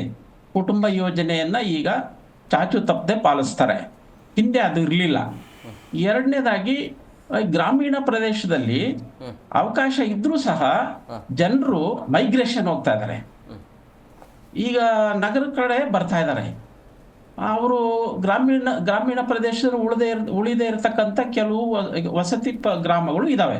ಇದು ಒಂದು ಸರ್ಕಾರಿ ಶಾಲೆಗೆ ಆಗ್ತಕ್ಕಂಥ ತೊಂದರೆ ಇದೆ. ಮೂರನೇದಾಗಿ ವಿವಿಧ ಕಾರಣಗಳಿಂದ ಗ್ರಾಮ ತೊರೀತಾರೆ. ಅದು ಒಂದೊಂದು ಇಂಥ ಕಾರಣ ಅಂತಲ್ಲ, ಹಲವಾರು ಕಾರಣಗಳಿದಾವೆ. ಮನೆಯಿಂದ ಜಗಳ ಮಾಡಿಕೊಂಡು ಕುಟುಂಬ ಸಮೇತ ಬಂದು ಬೇರೆ ಕಡೆ ಹೋಗ್ತಾರೆ, ಅನುಕೂಲ ಇದ್ರೂ ಹೋಗ್ತಾರೆ. ಇದು ಮೂರನೇ ಕಾರಣ ಇದೆ. ನಾಲ್ಕನೇದು ಅಂದ್ರೆ, ನಮ್ಮ ಮಕ್ಕಳಿಗೆ ಬೇರೆಯವರು ಶ್ರೀಮಂತರು ಯಾಗೋ ಮಾಡಿ ಇಂಗ್ಲಿಷ್ ಶಾಲೆ ಕಳಿಸ್ತಾರೆ. ನಮ್ಮ ಮಕ್ಕಳು ಯಾಕೆ ನಾವಂತೂ ಓದಲಿಲ್ಲ, ನಮ್ಮ ಮಕ್ಕಳಿಗೆ ಏನಾದರೂ ಮಾಡಿ ಇಂಗ್ಲಿಷ್ ಶಾಲೆಗೆ ಸೇರಿಸಿ ನಮ್ಮ ಮಗುಗೆ ಇಂಗ್ಲಿಷ್ ಕಲಿಸ್ಬೇಕು ಅನ್ನೋ ಒಂದು ವ್ಯಾಮೋಹ ಎಲ್ಲ ಕಡೆ ಇದೆ. ಈ ಒಂದು ಹಲವಾರು ಕಾರಣಗಳಿಂದ ನಮ್ಮ ಗ್ರಾಮೀಣ ಭಾಗದಲ್ಲಿ ಮಕ್ಕಳ ಸಂಖ್ಯೆ ಕಡಿಮೆ ಆಗಿದೆ. ಇದಕ್ಕೆ ಮೂಲಭೂತವಾಗಿ ಸರ್ಕಾರ ಜವಾಬ್ದಾರಿ ಏನಲ್ಲ, ಮಕ್ಕಳ ಸಂಖ್ಯೆ ಕಡಿಮೆ ಆಗಿರೋದಕ್ಕೆ ಸಮಾಜನೂ ಕಾರಣ ಆಗಿದೆ. ಈಗ ಉದಾಹರಣೆಗೆ ಸರ್ಕಾರಿ ನೌಕರರುಗಳು, ಶಿಕ್ಷಕರ ಮಕ್ಕಳು ಸರ್ಕಾರಿ ಶಾಲೆಗೆ ಸೇರ್ಸೋದೇ ಇಲ್ಲ. ಆಮೇಲೆ ಸಿರಿವಂತರು ಸೇರ್ಸೋದಿಲ್ಲ. ನೀವು ಕರ್ನಾಟಕದ ಯಾವುದೇ ಗ್ರಾಮೀಣ ಭಾಗದ ಶಾಲೆಗಳಿಗೆ ತಾವು ಭೇಟಿ ಕೊಟ್ಟು ಆ ಮಕ್ಕಳ ಸಂಖ್ಯೆ ಮತ್ತು ಅವರ ವರ್ಗವನ್ನು ನೋಡಿ, ಅದರಲ್ಲಿ ಬಹುತೇಕ SC ST OBC ಮಕ್ಕಳೇ ಜಾಸ್ತಿ ಸಂಖ್ಯೆಯಲ್ಲಿ ಶಾಲೆಯಲ್ಲಿ ಉಳಿದಿರೋದು. ಇನ್ನು ಉಳಿದವರೆಲ್ಲ ಕಷ್ಟಪಟ್ಟು ಎಲ್ಲ ಈವನ್ನು ವಸತಿ ಶಾಲೆ ಸಂಬಂಧಿಕರು ಯಾವುದೇ ಕಾರಣದಿಂದ ಅವರು ನಗರ ಪ್ರದೇಶಗಳಿಗೆ ಮಕ್ಕಳನ್ನ ಹಾಕಿ ಪ್ರೈವೇಟ್ ಶಾಲೆಗಳಲ್ಲಿ ಇಂಗ್ಲಿಷ್ ಕಲಿಸೋದಕ್ಕೆ ಪ್ರಯತ್ನ ಮಾಡ್ತಾ ಇದ್ದಾರೆ. ಇದು ನನ್ನ ಫೀಲ್ಡಲ್ಲಿ ನನ್ನ ಅನುಭವದ ವಿಚಾರ ಹೇಳ್ತಾ ಇದ್ದೀನಿ. ಇದು ಕೇವಲ ಸರ್ಕಾರನೇ ಕಾರಣ, ಇವರೇ ಈ ಶಿಕ್ಷಣ ಇಲಾಖೆ ಮೇಲಧಿಕಾರಿಗಳೇ ಕಾರಣ ಅನ್ನೋದಕ್ಕಿಂತ ನಾವು ಗ್ರಾಸ್ ರೂಟ್ ಲೆವೆಲ್ ಅಲ್ಲಿ ಯೋಚನೆ ಮಾಡಬೇಕು, ಯಾತಕ್ಕೆ ಮಕ್ಕಳ ಸಂಖ್ಯೆ ಕಡಿಮೆ ಆಗಿದೆ ಅನ್ನೋದ್ರ ಬಗ್ಗೆ. ಅದು ಯಾಕೆ ಇರುವಂತ ಶಾಲೆಗಳನ್ನೇ ಉಳಿಸ್ಕೊಳಕ್ ಆಗ್ತಾ ಇಲ್ಲಲ್ಲ, ಅಲ್ಲಿ ಶಿಕ್ಷಕರ ಕೊರತೆ ಇದೆ, ಶಿಕ್ಷಕರ ನೇಮಕ ಬೇರೆ ಇಲ್ಲ, ಒಬ್ಬೊಬ್ಬರೇ ಶಿಕ್ಷಕರು ಇರ್ತಾರೆ. ಅದೇ ಹೇಗೆ ಹ್ಯಾಂಡಲ್ ಮಾಡೋದು ಅಂತ ಅದ್ರ ಮಧ್ಯೆ ಇದರ ಮುಚ್ಚಾಟ. ವಿಜಯ ಭಾಸ್ಕರ್ ಅವರು ಸೆಕ್ರೆಟರಿ ಆಗಿದ್ದಾಗ 2006-7ರಲ್ಲೇ ಇದೇ ಕಾರ್ಯಕ್ರಮದ ಬಗ್ಗೆ ಆಲೋಚನೆ ನಡೆದಿತ್ತು. ಅವಾಗಿಂದನೂ ಈ ಸಮಸ್ಯೆ ಇದೆ. ಈಗ ಅದು ಯಾವುದು ಅಂದರೆ ಕಡಿಮೆ ಜನಸಂಖ್ಯೆ ಶಾಲೆಗಳು, ಹಳ್ಳಿಗಳು ಮತ್ತೆ ಸಾಧಾರಣ ಜನಸಂಖ್ಯೆ ಶಾಲೆ ಹಳ್ಳಿಗಳಲ್ಲಿ ಮಾತ್ರ ಈ ಸಮಸ್ಯೆ ಉದ್ಭವ ಆಗಿದೆ. ಈಗ ತಾವು ಇತ್ತೀಚೆಗೆ ನೋಡಿದ್ರೆ ಆಂಧ್ರ ಪ್ರದೇಶದ ಯಾವುದೋ ಒಂದು ಹಳ್ಳಿಯಲ್ಲಿ ಒಂದೇ ಮಗುಗೋಸ್ಕರ ಒಬ್ಬರೇ ಗೌರ್ಮೆಂಟ್ ಶಾಲೆಯಲ್ಲಿ ಯಾರು ಓದ್ತಿದಾರಂತ. ಯಾಕೆ ಅಂತಂದ್ರೆ ಈಗ ಒಂದು ಮಗು 2 ಮಗು ಅಂದ್ರೆ ಒಬ್ಬ ಟೀಚರಿಗೆ ಸಂಬಳ ಎಷ್ಟು ಅನ್ನೋ ಪ್ರಶ್ನೆ. ಮತ್ತೆ ಒಂದು ಮಗು ಸರ್ಕಾರಿ ಶಾಲೆಯನ್ನ ಉಳಿಸುವಂತ ಕೆಲಸ ಆಗ್ತಾ ಇರೋದು ಗ್ರಾಮೀಣ ಭಾಗದಲ್ಲಿ. ಈಗ ಗ್ರಾಮೀಣ ಭಾಗದಲ್ಲಿ ಸರ್ಕಾರಿ ಶಾಲೆಗಳನ್ನ ಉಳಿಸುವಂತ ಕೆಲಸ ಆಗ್ತಾ ಇದೆ. ಆದರೆ ಕಡಿಮೆ ಜನವಸತಿ ಪ್ರದೇಶ ಇರೋ ಕಡೆ ಮಕ್ಕಳ ಸಂಖ್ಯೆ ಕಡಿಮೆ ಆಗ್ತಾ ಇದೆ. ಅದಕ್ಕೆ ಹಲವಾರು 10 ಜನ ಮಕ್ಕಳಿದ್ರೆ 5 ಜನ ಸ್ವಲ್ಪ ಅನುಕೂಲಸ್ಥರಾಗಿದ್ರೆ ಬಸ್ಸಲ್ಲಿ ಅಥವಾ ತಮ್ಮ ವೆಹಿಕಲ್ ಅಲ್ಲೇ ಇಂಗ್ಲಿಷ್ ಶಾಲೆಗಳಿಗೆ ಕಳಿಸ್ಕೊಡ್ತಾರೆ. ಇಂಗ್ಲಿಷ್ ವ್ಯಾಮೋಹ ಯಾಕೆ ಬಂತು ಇವರಿಗೆ ಅನ್ನೋದ್ರ ಬಗ್ಗೆನೂ ನಾವು ಚರ್ಚೆ ಮಾಡಬೇಕು. ಗ್ರಾಮೀಣ ಪ್ರದೇಶದ ಜನಗಳಿಗೆ, ಈ ಗ್ರಾಮೀಣ ಪ್ರದೇಶ ಅಲ್ಲ, ಅವರು ಗ್ರಾಮೀಣ ಪ್ರದೇಶ ಅಲ್ಲ, ಎಲ್ಲ ಕಡೆನೂ ಅದ್ರ ವ್ಯಾಮೋಹ ಇದೆ. ಇದ್ರ ಬಗ್ಗೆನೂ ನಾವು ಸಾಕಷ್ಟು ಚರ್ಚೆ ಮಾಡಬೇಕಾಗಿದೆ. ಯಾಕೆ ಹಂಗಾರೆ ಸರ್ಕಾರಿ ಶಾಲೆಗಳಲ್ಲಿ ಈಗ ನಾನು ಓದಿದ ಶಾಲೆಯ ಮಕ್ಕಳು ಒಂದೇ ಗ್ರಾಮ HPS ಶಾಲೆ ನಡೀತಾ ಇದೆ. ಅಂದ್ರೆ ಆ ಊರಲ್ಲಿ ಮೈಗ್ರೇಷನ್ನೇ ಇಲ್ಲ. ಯಾಕೆಂದ್ರೆ ನಮ್ದು ಇಂಟೀರಿಯರ್ ಗ್ರಾಮ. ನಾನು ಮತ್ತೆ ನಮ್ಮ ಶಿಕ್ಷಕರು ಎಲ್ಲ ಸೇರಿ ಅವರನ್ನ ಫ್ಲೈಟ್ ಅಲ್ಲಿ ಕರ್ಕೊಂಡು ಹೋಗಿದ್ದೀವಿ ಈ ವರ್ಷ ನಾವು ಪ್ರವಾಸಕ್ಕೆ. ನೆನ್ನೆ ಆ ಮಕ್ಕಳು ನೀವು ಒಂದ್ಸರಿ ತಾವು ಭೇಟಿ ಮಾಡಿ ನೋಡ್ಬೇಕು ಆ ಶಾಲೆನಲ್ಲಿ ಯಾವ ರೀತಿ ನಡೀತಾ ಇದೆ ಅಂತ. ಯಾಕೆಂದ್ರೆ ಅವ್ರಿಗೆ ಬೇರೆ ಕಡೆ ಇಂಗ್ಲಿಷ್ ಮೀಡಿಯಂ ಶಾಲೆಗಳಿಗೆ ದೂರ ಕಲಿಸೋದಕ್ಕೆ ಅವ್ರಿಗೆ ಶಕ್ತಿ ಇಲ್ಲ, ಮತ್ತೆ ಬಹಳ ದೂರ ಇದೆ. ಮಕ್ಕಳು ಅಲ್ಲೇ ಉಳ್ಕೊಂಡಿದ್ದಾರೆ. ಎಲ್ಲಿ ರೋಡ್ ಸೈಡ್ ಅಲ್ಲಿ ಗ್ರಾಮಗಳಿದಾವೆ ಅವರು ಎಷ್ಟೇ ದೂರ ಆದ್ರೂ ಅವರು ಮಕ್ಕಳನ್ನ ಇಂಗ್ಲಿಷ್ ಶಾಲೆಗೆ ಕಳಿಸತಕ್ಕಂಥ ಅಭ್ಯಾಸಗಳು ಮಾಡ್ಕೊಂಡಿದ್ದಾರೆ. ಸಾಲ ಮಾಡಿ ಆದ್ರೂ ಕಳಿಸ್ತಾರೆ. ಈ ಸೈಕಾಲಜಿ ಯಾಕೆ ಉದ್ಭವ ಆಯ್ತು ಅನ್ನೋದ್ರ ಬಗ್ಗೆ ನಾವು ಚರ್ಚೆ ಮಾಡಬೇಕಾಗಿದೆ. ಓಕೆ. ವಿವೇಕಾನಂದ ಸರ್, ಈಗ ಪ್ರಮುಖವಾಗಿ ಸರ್ಕಾರಿ ಶಾಲೆಗಳನ್ನ ವಿಲೀನ ಮಾಡ್ತಿರೋದಕ್ಕೆ ಪ್ರಮುಖ ಕಾರಣಗಳೇನು? ಅಲ್ಲ, ಈಗ ಮೊದಲನೇದಾಗಿ ನಿವೃತ್ತ ಶಿಕ್ಷಣ ಅಧಿಕಾರಿಗಳು ಕೆಲವು ಒಳ್ಳೆಯ ಅಂಶಗಳನ್ನ ಹೇಳಿದ್ದಾರೆ. ಹಾಗೆ ಅವರು ಯಾವಾಗಲೂ ಸಮಾಜ ಜವಾಬ್ದಾರಿ ಅಂತಾರೆ. ಸಮಾಜ ಸರಿ ಇಲ್ಲ ಮತ್ತು ಕ್ರಮಬದ್ಧವಾಗಿ ನಡೆಯಲ್ಲ ಅಥವಾ ಅದಕ್ಕೆ ತನ್ನನ್ನು ತಾನು ನಿಯಂತ್ರಿಸಲು ಸಾಧ್ಯ ಇಲ್ಲ ಅಂದ್ಬಿಟ್ಟೆ ಶಾಸಕಾಂಗ, ಕಾರ್ಯಾಂಗ ಮತ್ತು ನ್ಯಾಯಾಂಗವನ್ನ ಮಾಡೋದು. ಸೊ ಸರ್ಕಾರಿ ಶಾಲೆಗಳನ್ನ ಉಳಿಸ್ಕೊಳ್ಬೇಕಾಗಿರುವ ಜವಾಬ್ದಾರಿ ಖಂಡಿತವಾಗ್ಲೂ ಸರ್ಕಾರದ್ದು. ಸಮಾಜ ಯಾವಾಗ್ಲೂ ತನ್ನ ಅನುಕೂಲಕರವಾದ ವಾತಾವರಣದಲ್ಲಿ ಹೋಗ್ತಾ ಇರುತ್ತೆ. ಸೊ ಮೊದಲನೇದಾಗಿ. ಎರಡನೇದಾಗಿ ಕೆಲವು ಅಂಶಗಳು ಅವ್ರು ಹೇಳಿದ್ದು ನಿಜ ಇರ್ಬೋದು. ಅಂದ್ರೆ ಅಲ್ಲಿಂದ ವಲಸೆ ಇದೆ, ಮಕ್ಕಳುಗಳ ಸಂಖ್ಯೆ. ಹಾಗಾದ್ರೆ ಅಲ್ಲಿ ಖಾಸಗಿ ಶಾಲೆಗಳು ಇದಾವಲ್ಲ, ಖಾಸಗಿ ಶಾಲೆಗಳು ಕೂಡ ಹಳ್ಳಿ ಗ್ರಾಮೀಣ ಪ್ರದೇಶದಲ್ಲಿ 1-2 ಕಡೆ ಬಿಟ್ರೆ ಇಲ್ಲಿ ತುಂಬಾ ಇದಿರುತ್ತೆ. 500 ಜನ 300 ಜನ ಎಲ್ಲ ಇರ್ತಾರೆ. ಹಾಗಾದ್ರೆ ಈಗ ಸರ್ಕಾರಿ ಶಾಲೆಗೆ ಮಾತ್ರ ಜನ ಬರಲ್ಲ ಅನ್ನೋದು ಕೂಡ ಸರ್ಕಾರಿ ಶಾಲೆಗಳ ಗುಣಮಟ್ಟ ತುಂಬಾ ಕೆಳಗಡೆ ಬಂದಿದೆ ಅಥವಾ ಅದು ಪೋಷಕರನ್ನ ಆಕರ್ಷಿಸ್ತಾ ಇಲ್ಲ ಅನ್ನೋದು ಎರಡನೇದು. ಮೂರನೇದಾಗಿ ಇಂಗ್ಲಿಷ್ ಮೀಡಿಯಂಗೆ ಯಾಕೆ ಹೋಗ್ತಾರೆ ಅನ್ನೋದಾದ್ರೆ, ಈಗೆಲ್ಲ ನಾವು ಕೂಡ ಕನ್ನಡ ಮತ್ತು ಎಲ್ಲ ಮಾತಾಡಿದ್ರು ಕೂಡ ನಮ್ಮ ಮಕ್ಕಳನ್ನ ನಾವು ಇಂಗ್ಲಿಷ್ ಮೀಡಿಯಂಗೆ ಸೇರಿಸ್ತಾ ಇದೀವಿ. ಅಂದ್ರೆ ಇದನ್ನ ಅನಿವಾರ್ಯಗೊಳಿಸಲಾಗುತ್ತಿದೆ. ನಾವು ಒಬ್ಬರೇ ರಿಸ್ಕ್ ತಗೊಳಕ್ಕಾಗಲ್ಲ. ಇದು ನಾನು ಆದರ್ಶ ಪಾಲಿಸ್ಲಿಕ್ಕೋಸ್ಕರ ನನ್ನ ಮಗುನ ಕನ್ನಡ ಮೀಡಿಯಂ ಮತ್ತು ಸರ್ಕಾರಿ ಶಾಲೆಗೆ ಸೇರಿಸೋದಿದೆಯಲ್ಲ, ಅದು ಎಲ್ಲೋ 1-2 ಉದಾಹರಣೆಗಳಿಗೆ ಯಾರಾದ್ರೂ ಪ್ರವಾಹದ ವಿರುದ್ಧ ಈಜೋರು ಹೋಗ್ಬೋದು. ಆದ್ರೆ ಸಹಜ ವಾತಾವರಣವನ್ನ ಇರಬೇಕಾಗುತ್ತೆ. ಈಗ ಉದಾಹರಣೆಗೆ ಅಮೆರಿಕಾದಲ್ಲಿ ಮೊದಲು ಎಲ್ಲಾ ಸರ್ಕಾರಿ ಶಾಲೆಗಳು ಆದ್ಮೇಲೆ ಆಮೇಲೆ ಖಾಸಗಿ ಶಾಲೆಗಳಿಗೆ ಡಿಮ್ಯಾಂಡ್ ಇದೆಯಂತೆ. ದೆಹಲಿಯಲ್ಲಿ ಕೂಡ ನಿಜವಾಗ್ಲೂ ಅಲ್ಲಿ ವಲಸಿಗರ ರಾಜ್ಯ ಆದ್ರೂ ಕೂಡ ಅಲ್ಲಿ ಕೂಡ ಸರ್ಕಾರಿ ಶಾಲೆಗಳು ಕಳೆದ 10 ವರ್ಷಗಳಲ್ಲಿ, ಸರ್ಕಾರ ಯಾವುದೇ ಇರಲಿ ಬಟ್ ಸರ್ಕಾರಿ ಶಾಲೆಗಳು ಒಳ್ಳೆಯ ಹೆಸರನ್ನ ಪಡೆದಿತ್ತು. ಅದು ಅಂತಾರಾಷ್ಟ್ರೀಯ ಮಟ್ಟದಲ್ಲೂ ಹೆಸರಾಗಿದ್ದು ನಾವು ಗಮನಿಸಿದ್ದೀವಿ. ಸೊ ಹಾಗೆ ರಾಜ್ಯಗಳು, ಸರ್ಕಾರ ಮತ್ತು ಅಧಿಕಾರಿಗಳು ಈಗ ನಾವು ಮಾತಾಡಿದ್ರಲ್ಲ, ಅವರು ಕೂಡ ಹೊಣೆ ಆಗ್ತಾರೆ. ಎಲ್ಲ ಅಧಿಕಾರಿಗಳು ಪೋಷಕರ ಹತ್ರ ಹೋಗಿ ಅವರನ್ನ ಕನ್ವಿನ್ಸ್ ಮಾಡಿ ನಾವು ಅದೇ ಉತ್ತಮ ಗುಣಮಟ್ಟದ ಶಿಕ್ಷಣ ಕೊಡ್ತೀವಿ ನಿಮಗೆ. ಈಗ ಇಂಗ್ಲಿಷ್ ಶಾಲೆಗಳು ಮಾಡ್ಬೋದು ಅಂತ ಹೇಳಿದ್ದಾರೆ ಸರ್ಕಾರ, ಅಲ್ಲೂ ಕೂಡ ಕಾನ್ವೆಂಟ್ ಶಾಲೆಗಳು ಸ್ಟಾರ್ಟ್ ಆಗ್ತಿದೆ.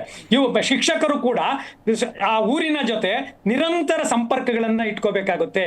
ಆ ಮಕ್ಕಳಿಗೆ ನಾವು ಕೇವಲ ನಮಗೆ ಸಂಬಳಕ್ಕಾಗಿ ಅಷ್ಟೇ ಕೆಲಸ ಮಾಡ್ತಾ ಇಲ್ಲ, ಈ ಸಮಾಜದ, ಈ ಸರ್ಕಾರದ ಭಾಗ ನಾವು. ನೀವು ನಮ್ಮ ಶಾಲೆಗಳಿಗೆ ಬನ್ನಿ. ನೋಡಿ, ನಮ್ಮಲ್ಲಿ ಇದು PUC ಮಾಡಿ, ಡಿಗ್ರಿ ಮಾಡಿ, BEd ಮಾಡಿ, ಆಮೇಲೆ ಇನ್ನೊಂದು TCH ಮಾಡಿ, ಈ ತರದ ಕ್ವಾಲಿಫೈಡ್ ಶಿಕ್ಷಕರಿದ್ದಾರೆ, ಕಮಿಟೆಡ್ ಶಿಕ್ಷಕರಿದ್ದಾರೆ. ಮತ್ತೆ ನಮಗೆ ಜವಾಬ್ದಾರಿ ಇದೆ. ಈಗ ಪ್ರೈವೇಟ್ ಅಲ್ಲಿ PUC ಮಾಡಿದವ್ರನ್ನು ತಗೊಂಡ್ಬಿಟ್ಟಿರ್ತಾರೆ, ಅಥವಾ ಇನ್ಯಾರೋ ಒಬ್ರು ತಗೊಂಡಿರ್ತಾರೆ. ಪ್ರೈವೇಟ್ ಅಲ್ಲಿ ಶಾಲೆಗಳು ಶಿಕ್ಷಕರ ಕೈಯಲ್ಲಿಲ್ಲ, ಯಾರೋ ಒಬ್ಬ ಹಣಕಾಸಿನ ಬಂಡವಾಳಶಾಹಿನೋ ಅಥವಾ ಇನ್ಯಾರೋ ಒಬ್ಬ ಜಮೀನ್ದಾರನ ಕೈಯಲ್ಲೋ, ರಿಯಲ್ ಎಸ್ಟೇಟ್ ಅವನ ಕೈಯಲ್ಲೋ ಇದೆ. ಆದ್ರೆ ಸರ್ಕಾರಿ ಶಾಲೆಗಳು ಹಂಗಲ್ಲ. ಸರ್ಕಾರಿ ಶಾಲೆಗಳು ನಿಜವಾಗ್ಲೂ ಶಿಕ್ಷಕರ ಜೊತೆನೆ ಇದೆ, ಹೆಡ್ ಮಾಸ್ಟರ್ ಜೊತೆನೆ ಇದೆ, ಅಥವಾ ಸೈನ್ಸ್ ಮಾಸ್ಟರ್ ಜೊತೆ ಇದೆ, ಮ್ಯಾಥ್ಸ್ ಮಾಸ್ಟರ್ ಜೊತೆ ಇದೆ. ಅವರೆಲ್ಲವೂ ಕ್ರಮಬದ್ಧವಾಗಿ ಆಗಾಗ ಟ್ರೈನಿಂಗ್ ಎಲ್ಲ ತಗೋತಾ ಇರ್ತಾರೆ. ಅವರು ABCD ಹೇಗೆ ಕಲಿಸ್ಬೇಕು, 1 2 3 ಹೇಗೆ ಕಲಿಸ್ಬೇಕು, ಮ್ಯಾಥ್ಸ್ ಹೇಗೆ ಕಲಿಸ್ಬೇಕು, ಪುಸ್ತಕ ಕೂಡ ಬಹಳ ಇದಿರುತ್ತೆ, ಯೂನಿಫಾರ್ಮಿಟಿ ಇದೆ, ಬಿಸಿ ಊಟ ಕೊಡ್ತಾರೆ. ಇದರ ಅನುಷ್ಠಾನ ಸರಿಯಾಗಿಲ್ಲ. ಮಂತ್ರಿಗಳು, ಕಾರ್ಯಾಂಗ ಮತ್ತು ಶಾಸಕಾಂಗ, ಅಲ್ಲಿನ ಸ್ಥಳೀಯ ಜನಪ್ರತಿನಿಧಿಗಳು ವಿಫಲರಾಗಿದ್ದಾರೆ. ಅವರು ಇದಕ್ಕೆ ರಸ್ತೆ ಮಾಡಕ್ಕೆ ಎಷ್ಟು ಇಂಪಾರ್ಟೆನ್ಸ್ ಕೊಡ್ತಾರೆ, ಅಥವಾ ಇನ್ನೊಂದು ಯಾವುದೋ ಅಲ್ಲಿ ಆ ಊರಿನ ಬೇರೆ ಎಷ್ಟು ಅದಕ್ಕಿಂತ ಹೆಚ್ಚಿನ ಮಹತ್ವವನ್ನ ಶಾಲೆ ಮತ್ತು ಆಸ್ಪತ್ರೆಗೆ ಕೊಟ್ಟಿದ್ದೇ ಆದ್ರೆ ಇವತ್ತು ಈ ಪರಿಸ್ಥಿತಿ ಬರ್ತಾ ಇರಲಿಲ್ಲ. ಅವ್ರು ಹೇಳಿದ್ರು, ಒಬ್ಬ ಶಿಕ್ಷಕರು ಅಕಸ್ಮಾತ್ ಲಾಸ್ ಆಗ್ಬಿಟ್ರೆ ಎಷ್ಟು ಲಾಸ್ ಆಗುತ್ತೆ? 1 ಸಂಬಳ ಲಾಸ್ ಆಗ್ಬೋದು, 2 ಸಂಬಳ. ಈ ಸರ್ಕಾರದಲ್ಲಿ 30%, ಈ ರಾಜ್ಯದ ಬಜೆಟ್ 4 ಲಕ್ಷ ಕೋಟಿ ಇದೆ. 4 ಲಕ್ಷ ಕೋಟಿಯ ಬಜೆಟ್ ಅನ್ನ ಕರ್ನಾಟಕ ಸರ್ಕಾರ ಮಾಡ್ತಾ ಇದೆ. ಸೊ ಹಾಗಂದ ಮೇಲೆ ಶಿಕ್ಷಕರಿಗೆ ಅಕಸ್ಮಾತ್ ಈಗ ನೋಡಿ, ಮೊನ್ನೆ ನೋಡಿದಿರಿ, 130 ಕಂಪನಿಗಳಲ್ಲಿ 70 ಕಂಪನಿಗಳು ಲಾಸ್ ಅಲ್ಲಿ ಹೊಡಿತಾ ಇದೆ. ಕೇವಲ 35 ಕಂಪನಿಗಳು ಮಾತ್ರ ರಾಜ್ಯ ಸರ್ಕಾರದಲ್ಲಿ ಲಾಭ ಇರೋದು. ಸೊ ಹಾಗಾದ್ರೆ ಈ ಶಿಕ್ಷಣ ಲಾಭ ನಷ್ಟಕ್ಕೆ ಮಾಡೋದಲ್ಲ, ನಮ್ಮನ್ನ ನಾವು ವಿಕಾಸ ಮಾಡ್ಕೊಳ್ಲಿಕ್ಕೆ, ನಮ್ಮ ಮಕ್ಕಳಿಗೆ ಒಳ್ಳೆ ಭವಿಷ್ಯ ಕೊಡ್ಲಿಕ್ಕೆ ನಾವು ಶಿಕ್ಷಣವನ್ನ ಮಾಡೋದು. ಇದನ್ನ ಲಾಭ ನಷ್ಟದ ದೃಶ್ಯದಲ್ಲಿ ನೋಡಬಾರದು. ಇದು ಯಾವುದೋ MSIL ಕಂಪನಿ ಅಲ್ಲ, ಮೈಸೂರು ಸ್ಯಾಂಡಲ್ ಸೋಪ್ ಅಲ್ಲ, ಅಥವಾ ಇನ್ಯಾವುದೋ ರಿಯಲ್ ಎಸ್ಟೇಟ್ ಅಲ್ಲ. ಇದು ಏನಿದ್ರು ನಮ್ಮ ಮಕ್ಕಳ ಭವಿಷ್ಯ. ನಾವು ಕೂಡ ಎಷ್ಟೋ ನಾವು ಸಾಲ ಮಾಡಿನೋ ಸೋಲ ಮಾಡಿನೋ, ನಿಮ್ಗೆ ಗೊತ್ತಿದೆ, ತಾಳಿ ಅಡ ಇಟ್ಟು ನಾವು ಮಕ್ಕಳನ್ನ ಓದಿಸ್ತೀವಿ. ಆ ಮಕ್ಕಳು ಏನ್ ನಮಗೆ ದುಡ್ದಾಕ್ತಾರೆ ಅಂತಲ್ಲ, ಆ ಮಕ್ಕಳು ಭವಿಷ್ಯ ಚೆನ್ನಾಗಿರ್ಲಿ ಅಂತೇಳಿ ಸರ್ಕಾರಕ್ಕೂ ಆ ಜವಾಬ್ದಾರಿ ಇರ್ಬೇಕಾಗುತ್ತೆ. ಶಿಕ್ಷಣ ಅದ್ರಲ್ಲಿ ಎಷ್ಟೆಷ್ಟು ಅಧಿಕಾರಿಗಳಿದ್ದಾರೆ, ಎಷ್ಟು ಸಂಬಳ ಕೊಡ್ತಾರೆ, ಅವ್ರನ್ನು ನಾವು ಹೊಣೆ ಮಾಡ್ಬೇಕಾಗುತ್ತೆ. ಅಂದ್ರೆ ಶಿಕ್ಷಕರು ಆ ಊರಿನ ಪೋಷಕರ ಜೊತೆ ಸರಿಯಾಗಿ ಸಂಪರ್ಕವನ್ನ ಹೊಂದಿಲ್ಲ. ಸಮಾಜವನ್ನ ಬ್ಲೇಮ್ ಮಾಡೋದಿದೆಯಲ್ಲ, ಅದು ಖಂಡಿತವಾಗ್ಲೂ ಒಂಥರ ಪಲಾಯನವಾದ. ಸಮಾಜ ಅಂದ್ರೆ ನಾವು ಸೇರ್ಕೋತೀವಿ, ಅವರು ಸೇರ್ಕೋತಾರೆ, ಶಿಕ್ಷಕರು ಎಲ್ಲರೂ ಸೇರ್ಕೋತಾರೆ. ಸಮಾಜ ಒಂದ್ ರೀತಿ ಹಾಗೆ ಇರುತ್ತೆ. ಅದು ಈಗ ನನಗೆ ಮೊಬೈಲ್ ತಗೋಬೇಕು ಅಂತ ಯಾರು ಹೇಳಿದ್ರು, ಕಾರ್ ತಗೋಬೇಕು ಅಂತ ಯಾರು ಹೇಳ್ತಾರೆ, ನನಗೆ ಅದು ಡಿಮ್ಯಾಂಡ್ ಇತ್ತು, ನಾನು ಹೋದೆ. ಪ್ರೈವೇಟ್ ಸ್ಕೂಲ್ಗೆ ನನ್ನ ಮಗುನ ಏನಕ್ಕೆ ಸೇರಿಸ್ತೀನಿ ನಾನು? ಸರ್ಕಾರಿ ಶಾಲೆ ಸರಿ ಇಲ್ಲ ಅನ್ನೋ ಕಾರಣ ನನ್ನ ಮನ್ಸಿಗೆ ಬಂದಿರೋದ್ರಿಂದ ನಾನು ಅಲ್ಲಿ ಹೋಗ್ತಿದ್ದೀನಿ. ಅದೇ ಸರ್ಕಾರಿ ಶಾಲೆ ಜಾಸ್ತಿ ಚೆನ್ನಾಗಿದ್ದಿದ್ರೆ ನಾನು ಅಲ್ಲೇ ಬರ್ತಾ ಇದ್ದೆ. ಆಮೇಲೆ ಇನ್ನೂ ಒಂದು ಹೇಳ್ಬೇಕು ಅಂದ್ರೆ, ಈ ಸರ್ಕಾರಿ ಅಧಿಕಾರಿಗಳು ಯಾರಿದಾರಲ್ಲ, ಆ ಎಲ್ಲ ಸರ್ಕಾರಿ ಅಧಿಕಾರಿಗಳು ಸೇವೆಗೆ ಬರುವಾಗ ತಮ್ಮ ಮಕ್ಕಳನ್ನ ನಾವು ಸರ್ಕಾರಿ ಶಾಲೆಯಲ್ಲೇ ಓದಿಸಿವಿ ಅನ್ನುವಂತಹ ಒಂದು ಕಂಡೀಷನ್ ಹಾಕ್ಬೇಕಾಗುತ್ತೆ. ಇಲ್ಲ ಅಂದ್ರೆ ನನಗಿಲ್ಲ, ನನ್ನ ಹತ್ರ ದುಡ್ಡಿದೆ, ನನ್ನ ಮಗನ ಇಂಪಾರ್ಟೆಂಟ್ ಅಂದ್ರೆ ಅವ್ರು ಪ್ರೈವೇಟ್ ಹೋಗ್ಲಿ. ಸರ್ಕಾರಿ ಅಧಿಕಾರಿಗಳು ಯಾರೇ ಇರ್ಲಿ, ಅದು IAS ಇಂದ ಹಿಡಿದು ಕ್ಲಾಸ್ 4 ವರ್ಗುನು ನಮ್ಮ ಮಕ್ಕಳನ್ನ ನಾವು ಸರ್ಕಾರಿ ಶಾಲೆಯಲ್ಲೇ ಓದಿಸ್ತೀವಿ ಅಂದ್ರೆ ಈ ದುರ್ಗತಿ ಖಂಡಿತವಾಗ್ಲೂ ಬರೋದಿಲ್ಲ. ಏನಾದ್ರೂ ಸರ್ಕಾರ ಮಾಡ್ಬೇಕು. ನಾನಂತೂ ಅಲ್ಲ, ಪೋಷಕರದ್ದು ಜವಾಬ್ದಾರಿ ಇಲ್ಲ ಅಂತಲ್ಲ, ಅವ್ರದ್ದೊಂದು 5-10%, ಒಂದು 20% ಸಮಾಜದ ಜವಾಬ್ದಾರಿ ಇರ್ಬೋದು. ಇನ್ನು 80% ಸರ್ಕಾರದ್ದೇ. ಅದು ಕಾನ್ಸಂಟ್ರೇಟ್ ಮಾಡಿದ್ದೆ ಆದ್ರೆ, ಏನಾದ್ರೂ ಉಳಿಸ್ಬೇಕು ಅಂದಿದ್ದೆ ಆದ್ರೆ ಖಂಡಿತವಾಗ್ಲೂ ಈಗಲೂ ಉಳಿಸುತ್ತೆ. ಇದರಲ್ಲಿ ಲಾಭ ನಷ್ಟವನ್ನ ಖಂಡಿತ ನೋಡಬಾರದು ಅಂತ ನನ್ನ ಅಭಿಪ್ರಾಯ. ಎಸ್ ಸರ್, ಹಾಗೆ ಸಂಪರ್ಕದಲ್ಲಿ ಸರ್ ಬ್ರೇಕ್ನ ಸಮಯ ಆಗಿದೆ, ಬ್ರೇಕ್ ತಗೊಂಡು ಬಂದ್ಬಿಡ್ತೀನಿ. ಬ್ರೇಕ್ ಆದ ಬಳಿಕ ಪ್ರಮುಖವಾಗಿ ಇದು ವಿಲೀನ ಆಯಿತು ಅಂತಂದ್ರೆ, ಈಗ ಪ್ರೊಸೆಸ್ ಅಂತೂ ನಡೀತಾ ಇದೆ, ಒಂದು ವೇಳೆ ಹಿಂಗೆ ಆಯಿತು, ಕಂಟಿನ್ಯೂ ಆಯಿತು ಅಂತಂದ್ರೆ ಮಕ್ಕಳ ಮೇಲೆ ಯಾವ ರೀತಿಯಾಗಿ ಪರಿಣಾಮ ಬೀರುತ್ತೆ, ಅವರ ಭವಿಷ್ಯ ಏನು, ಅದ್ರ ಬಗ್ಗೆ ಚರ್ಚೆ ಮಾಡ್ತೀವಿ. ಗಾಯತ್ರಿ ಮೇಡಮ್ ಅವರು, ಈಗ ಪ್ರಮುಖವಾಗಿ ಈಗಿರುವಂಥ ಪ್ರಶ್ನೆ, ಈಗ ಒಂದು ವೇಳೆ ಈ ಶಾಲೆಗಳ ವಿಲೀನ ಆಯಿತು ಅಂತಂದ್ರೆ ಮಕ್ಕಳ ಮುಂದಿನ ಭವಿಷ್ಯ ಹೇಗಿರುತ್ತೆ, ಅವರ ಮಾನಸಿಕ ಸ್ಥಿತಿ ಹೇಗಿರುತ್ತೆ ಅಂತೇಳಿ. ಸರ್, ಇದು ಕಿರಿಯ ಪ್ರಾಥಮಿಕ ಮತ್ತು ಪ್ರಾಥಮಿಕ ಶಾಲೆಯ ವಯೋಮಿತಿ ಇರೋದ್ರಿಂದ, ಆ ವಯಸ್ಸಿನ ಒಳಗೆ ಅವರು ಬರೋದ್ರಿಂದ ಮಕ್ಕಳು ಹೆಚ್ಚಾಗಿ ಈ ಏನು ಹೇಳ್ತಾರೆ, ಸೆಪರೇಷನ್ ಆಂಗ್ಸೈಟಿಗೆ ಅವರು ಒಳಗಾಗ್ತಾರೆ. ಪ್ರತ್ಯೇಕತೆಯ ಆತಂಕ ಅವರಲ್ಲಿ ಕಾಡುತ್ತೆ. ಅದು ಸಹಜವಾಗಿ ಇರುವಂಥದ್ದು, ಮನುಷ್ಯನಲ್ಲಿ ಸಹಜವಾಗಿ ಇರುವಂಥದ್ದು, ಮಕ್ಕಳಲ್ಲಿ ಸ್ವಲ್ಪ ಹೆಚ್ಚಾಗಿ ಕಾಣಿಸ್ಕೊಳ್ಳುತ್ತೆ. ಎಸ್ಪೆಷಲಿ ಅವರು ಶಾಲೆಗಳಿಗೆ ಹೋಗ್ಬೇಕಂದ್ರೆ. ಇವರು ವಿಲೀನ ಮಾಡಿದಾಗ ಬೇರೆ ಶಾಲೆಗಳಿಗೆ ಆ ಮಕ್ಕಳನ್ನು ಹಾಕಿದಾಗ ಅಷ್ಟು ದೂರ ಅವರು ಪ್ರಯಾಣ ಮಾಡಿ ಬರಬೇಕಾದ್ರೆ ಅವರಿಗೆ ಹಿಂಜರಿಕೆ ಇರುತ್ತೆ. ಎಷ್ಟೋ ಸಲ ಅದು ಶಾಲೆಯಿಂದ ಅವರು ಬಿಡಿಸ್ಕೊಂಡು ಕೂತ್ಕೊಳ್ತಾರೆ ಮನೇಲಿ. ಸೊ ಶಾಲಾ ಡ್ರಾಪ್ಔಟ್ಸ್ ಜಾಸ್ತಿ ಆಗೋ ಸಾಧ್ಯತೆಗಳು ಜಾಸ್ತಿ ಇವೆ. ಯಾಕಂದರೆ ಆ ವಯಸ್ಸು ಆಗಿದೆ ಆ ಪ್ರೈಮರಿದು. ಆಮೇಲೆ ಇನ್ನೊಂದು, ಮಕ್ಕಳಿಗೆ ಈಗ ನಮ್ಮ ಆಧುನಿಕ ಬದುಕು ತುಂಬ ಒತ್ತಡಗಳನ್ನು ತರ್ತಾ ಇದೆ ಸರ್. ಈ ಆತಂಕ ಅನ್ನೋದು ಪ್ರತಿಯೊಬ್ಬರಲ್ಲೂ ಇದೆ. ಹಲವಾರು ರೀತಿಯ ಆತಂಕಗಳಿವೆ. ಈ ರೀತಿ ಮಕ್ಕಳಿಗೆ ಈ ಪ್ರಾಥಮಿಕ ಹಂತದಲ್ಲೇ ಈ ಪ್ರತ್ಯೇಕತೆಯ ಆತಂಕವನ್ನು ಕೊಟ್ಟಾಗ ನಾವು ಅದು ಮುಂದೆ ಹಾಗೆ ಉಲ್ಬಣಗೊಳ್ಳಬಹುದು. ಸೊ ನಾವು ಆರೋಗ್ಯ ಮನಸ್ಥಿತಿಯ ಮಕ್ಕಳನ್ನು ತಯಾರು ಮಾಡ್ತಾ ಇದ್ದೀವಾ ಅನ್ನೋದ್ರ ಕಡೆ ನಾವು ಗಮನ ಕೊಡಬೇಕಾಗತ್ತೆ. ಇನ್ನೊಂದು, ಇದು ರಿಪಲ್ ಎಫೆಕ್ಟ್ ಅನ್ನು ಉಂಟು ಮಾಡುತ್ತೆ. ಯಾವುದು, ಈಗ ಈ ಶಾಲೆಗೆ ನನ್ನ ಮಗು ಹೋಗ್ತಾ ಇತ್ತು, ಈಗ ಆ ಶಾಲೆಯನ್ನು ಬಂದ್ ಮಾಡಿದ್ದಾರೆ, ಬೇರೆ ಕಡೆ ಹೋಗಬೇಕು ಅಂದಾಗ ಈ ತಾಯಂದರು ಕಳಿಸ್ತಾನೂ ಇರ್ಬೋದು, ಬೇರೆ ಒಂದು 4 ಜನ ಅಕ್ಕಪಕ್ಕದವರು ಇಲ್ಲಿ ಯಾಕೆ, ಇಲ್ಲಿ ಹೋಗ್ಬೋದಲ್ಲ, ಇದೇ ಊರಲ್ಲಿ ಶಾಲೆ ಇದೆ ಅಂತ ಹೇಳ್ತಾರೆ. ಆವಾಗ ಅದು ಎಫೆಕ್ಟ್ ಆಗುತ್ತೆ. ಹೋಗ್ತಾ ಇರೋಂಥ ಮಕ್ಕಳ ಸಂಖ್ಯೆನೂ ಕಡಿಮೆ ಆಗ್ಬೋದು. ಸ್ವತಃ ಸ್ವ ಇಚ್ಛೆಯಿಂದ ಅವರು ಈ ವಿಲೀನಗೊಂಡ ಶಾಲೆಗಳಿಗೆ ಹೋದರೂ ಸಹ ಅದು ಕಡಿಮೆ ಆಗೋ ಸಾಧ್ಯತೆ ಇದೆ. ಜೊತೆಗೆ ಈ ವಿಲೀನಗೊಂಡಾಗ ಈ ಹಳ್ಳಿಗಳಲ್ಲಿ ಖಾಲಿ ಇರ್ತದೆ. ನಾವು ಪ್ರೈವೇಟ್ ಪಾರ್ಟಿಗೆ ಆಹ್ವಾನ ಕೊಟ್ಟಂತೆ, ನಾವೇ ಜಾಗ ಮಾಡಿ ಕೊಟ್ಟಂಗೆ ಅವರು. ಸರ್ಕಾರಿ ಶಾಲೆ ಅಂತ ಇರೋದ್ರಿಂದ ಇದು ಸರ್ಕಾರದ ಜವಾಬ್ದಾರಿ, ಹೆಸರೇ ಅಲ್ಲಿ ಇರೋದ್ರಿಂದ ಅದು ಸರ್ಕಾರದ ಜವಾಬ್ದಾರಿಯೇ ಆಗತ್ತೆ ಅರಿವನ್ನು ಮೂಡಿಸೋದಿಕ್ಕೆ. ತುಂಬ ಜನ ಅಜ್ಞಾನದಲ್ಲಿ ಈ ಇಂಗ್ಲಿಷ್ ಮೀಡಿಯಂ ಅಂತ ಹೋಗ್ತಾರೆ. ಆದರೆ ಅದರ ಬಗ್ಗೆ ಯಾವುದು ಒಳ್ಳೆಯದು ಯಾವುದು ಕೆಟ್ಟದು ಅಂತ ಹೇಳಿಕೊಡೋ ಅಂತ ಒಂದು ಕೆಲಸವನ್ನ ನಮ್ಮ ಸರ್ಕಾರ ಮಾಡಬೇಕು. ಶಾಲೆಗಳಿಗೆ ಇವರೇ ಆಹ್ವಾನ ಕೊಡ್ದಂಗೆ ಇದೆ. ಹೌದು ಸರ್, ಹೌದು ಸರ್, ಬರ್ತಾರೆ, ಖಂಡಿತ ಬರ್ತಾರೆ.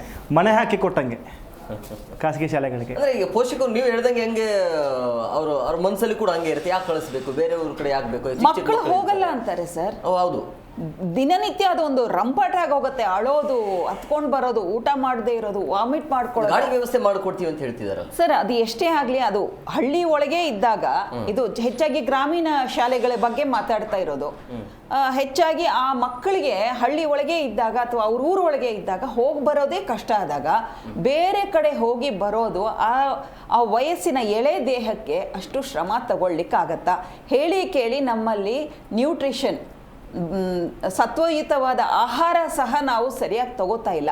ಆ ದೇಹ ಅದನ್ನು ತಡ್ಕೊಳತ್ತಾ, ಆ ಪ್ರಯಾಣವನ್ನು ತಡ್ಕೊಂಡು ಬಂದು ನಂತರ ಅದು ಏನು ಕಲಿಬೇಕೋ, ಏನು ಹೋಮ್ವರ್ಕ್ ಮಾಡಬೇಕೋ ಮಾಡ್ಲಿಕ್ಕೆ ಸಾಧ್ಯ ಆಗತ್ತಾ? ಇದ್ರ ಬಗ್ಗೆನೂ ನಾವು ಯೋಚನೆ ಮಾಡಬೇಕು.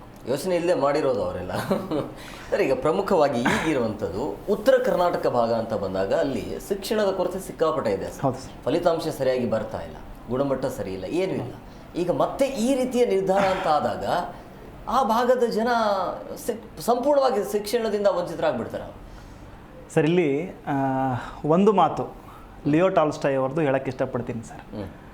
ಅವ್ರು ಹೇಳೋದೇನೆಂದರೆ, ಆಳ್ವಿಕರು ಯಾವಾಗಲೂ ಕೂಡ ಪ್ರಯತ್ನ ಮಾಡೋದೇನಂತಂದರೆ ಜನಗಳನ್ನ ಜ್ಞಾನದಿಂದ ದೂರ ಇಡಬೇಕು ಅಂತ. ಟಾಲ್ಸ್ಟಾಯ್ ಬರೀತಾರೆ, ಆಳ್ವಿಕರ ಗದ್ದುಗೆ ಎಲ್ಲಿವರೆಗೂ ಬಲವಾಗಿರುತ್ತೆ ಅಂದರೆ ಜನಗಳು ಕತ್ಲೆಯಲ್ಲಿ ಅಜ್ಞಾನದಲ್ಲಿ ಇದ್ದಷ್ಟು ಬಲವಾಗಿರುತ್ತೆ ಅಂತ.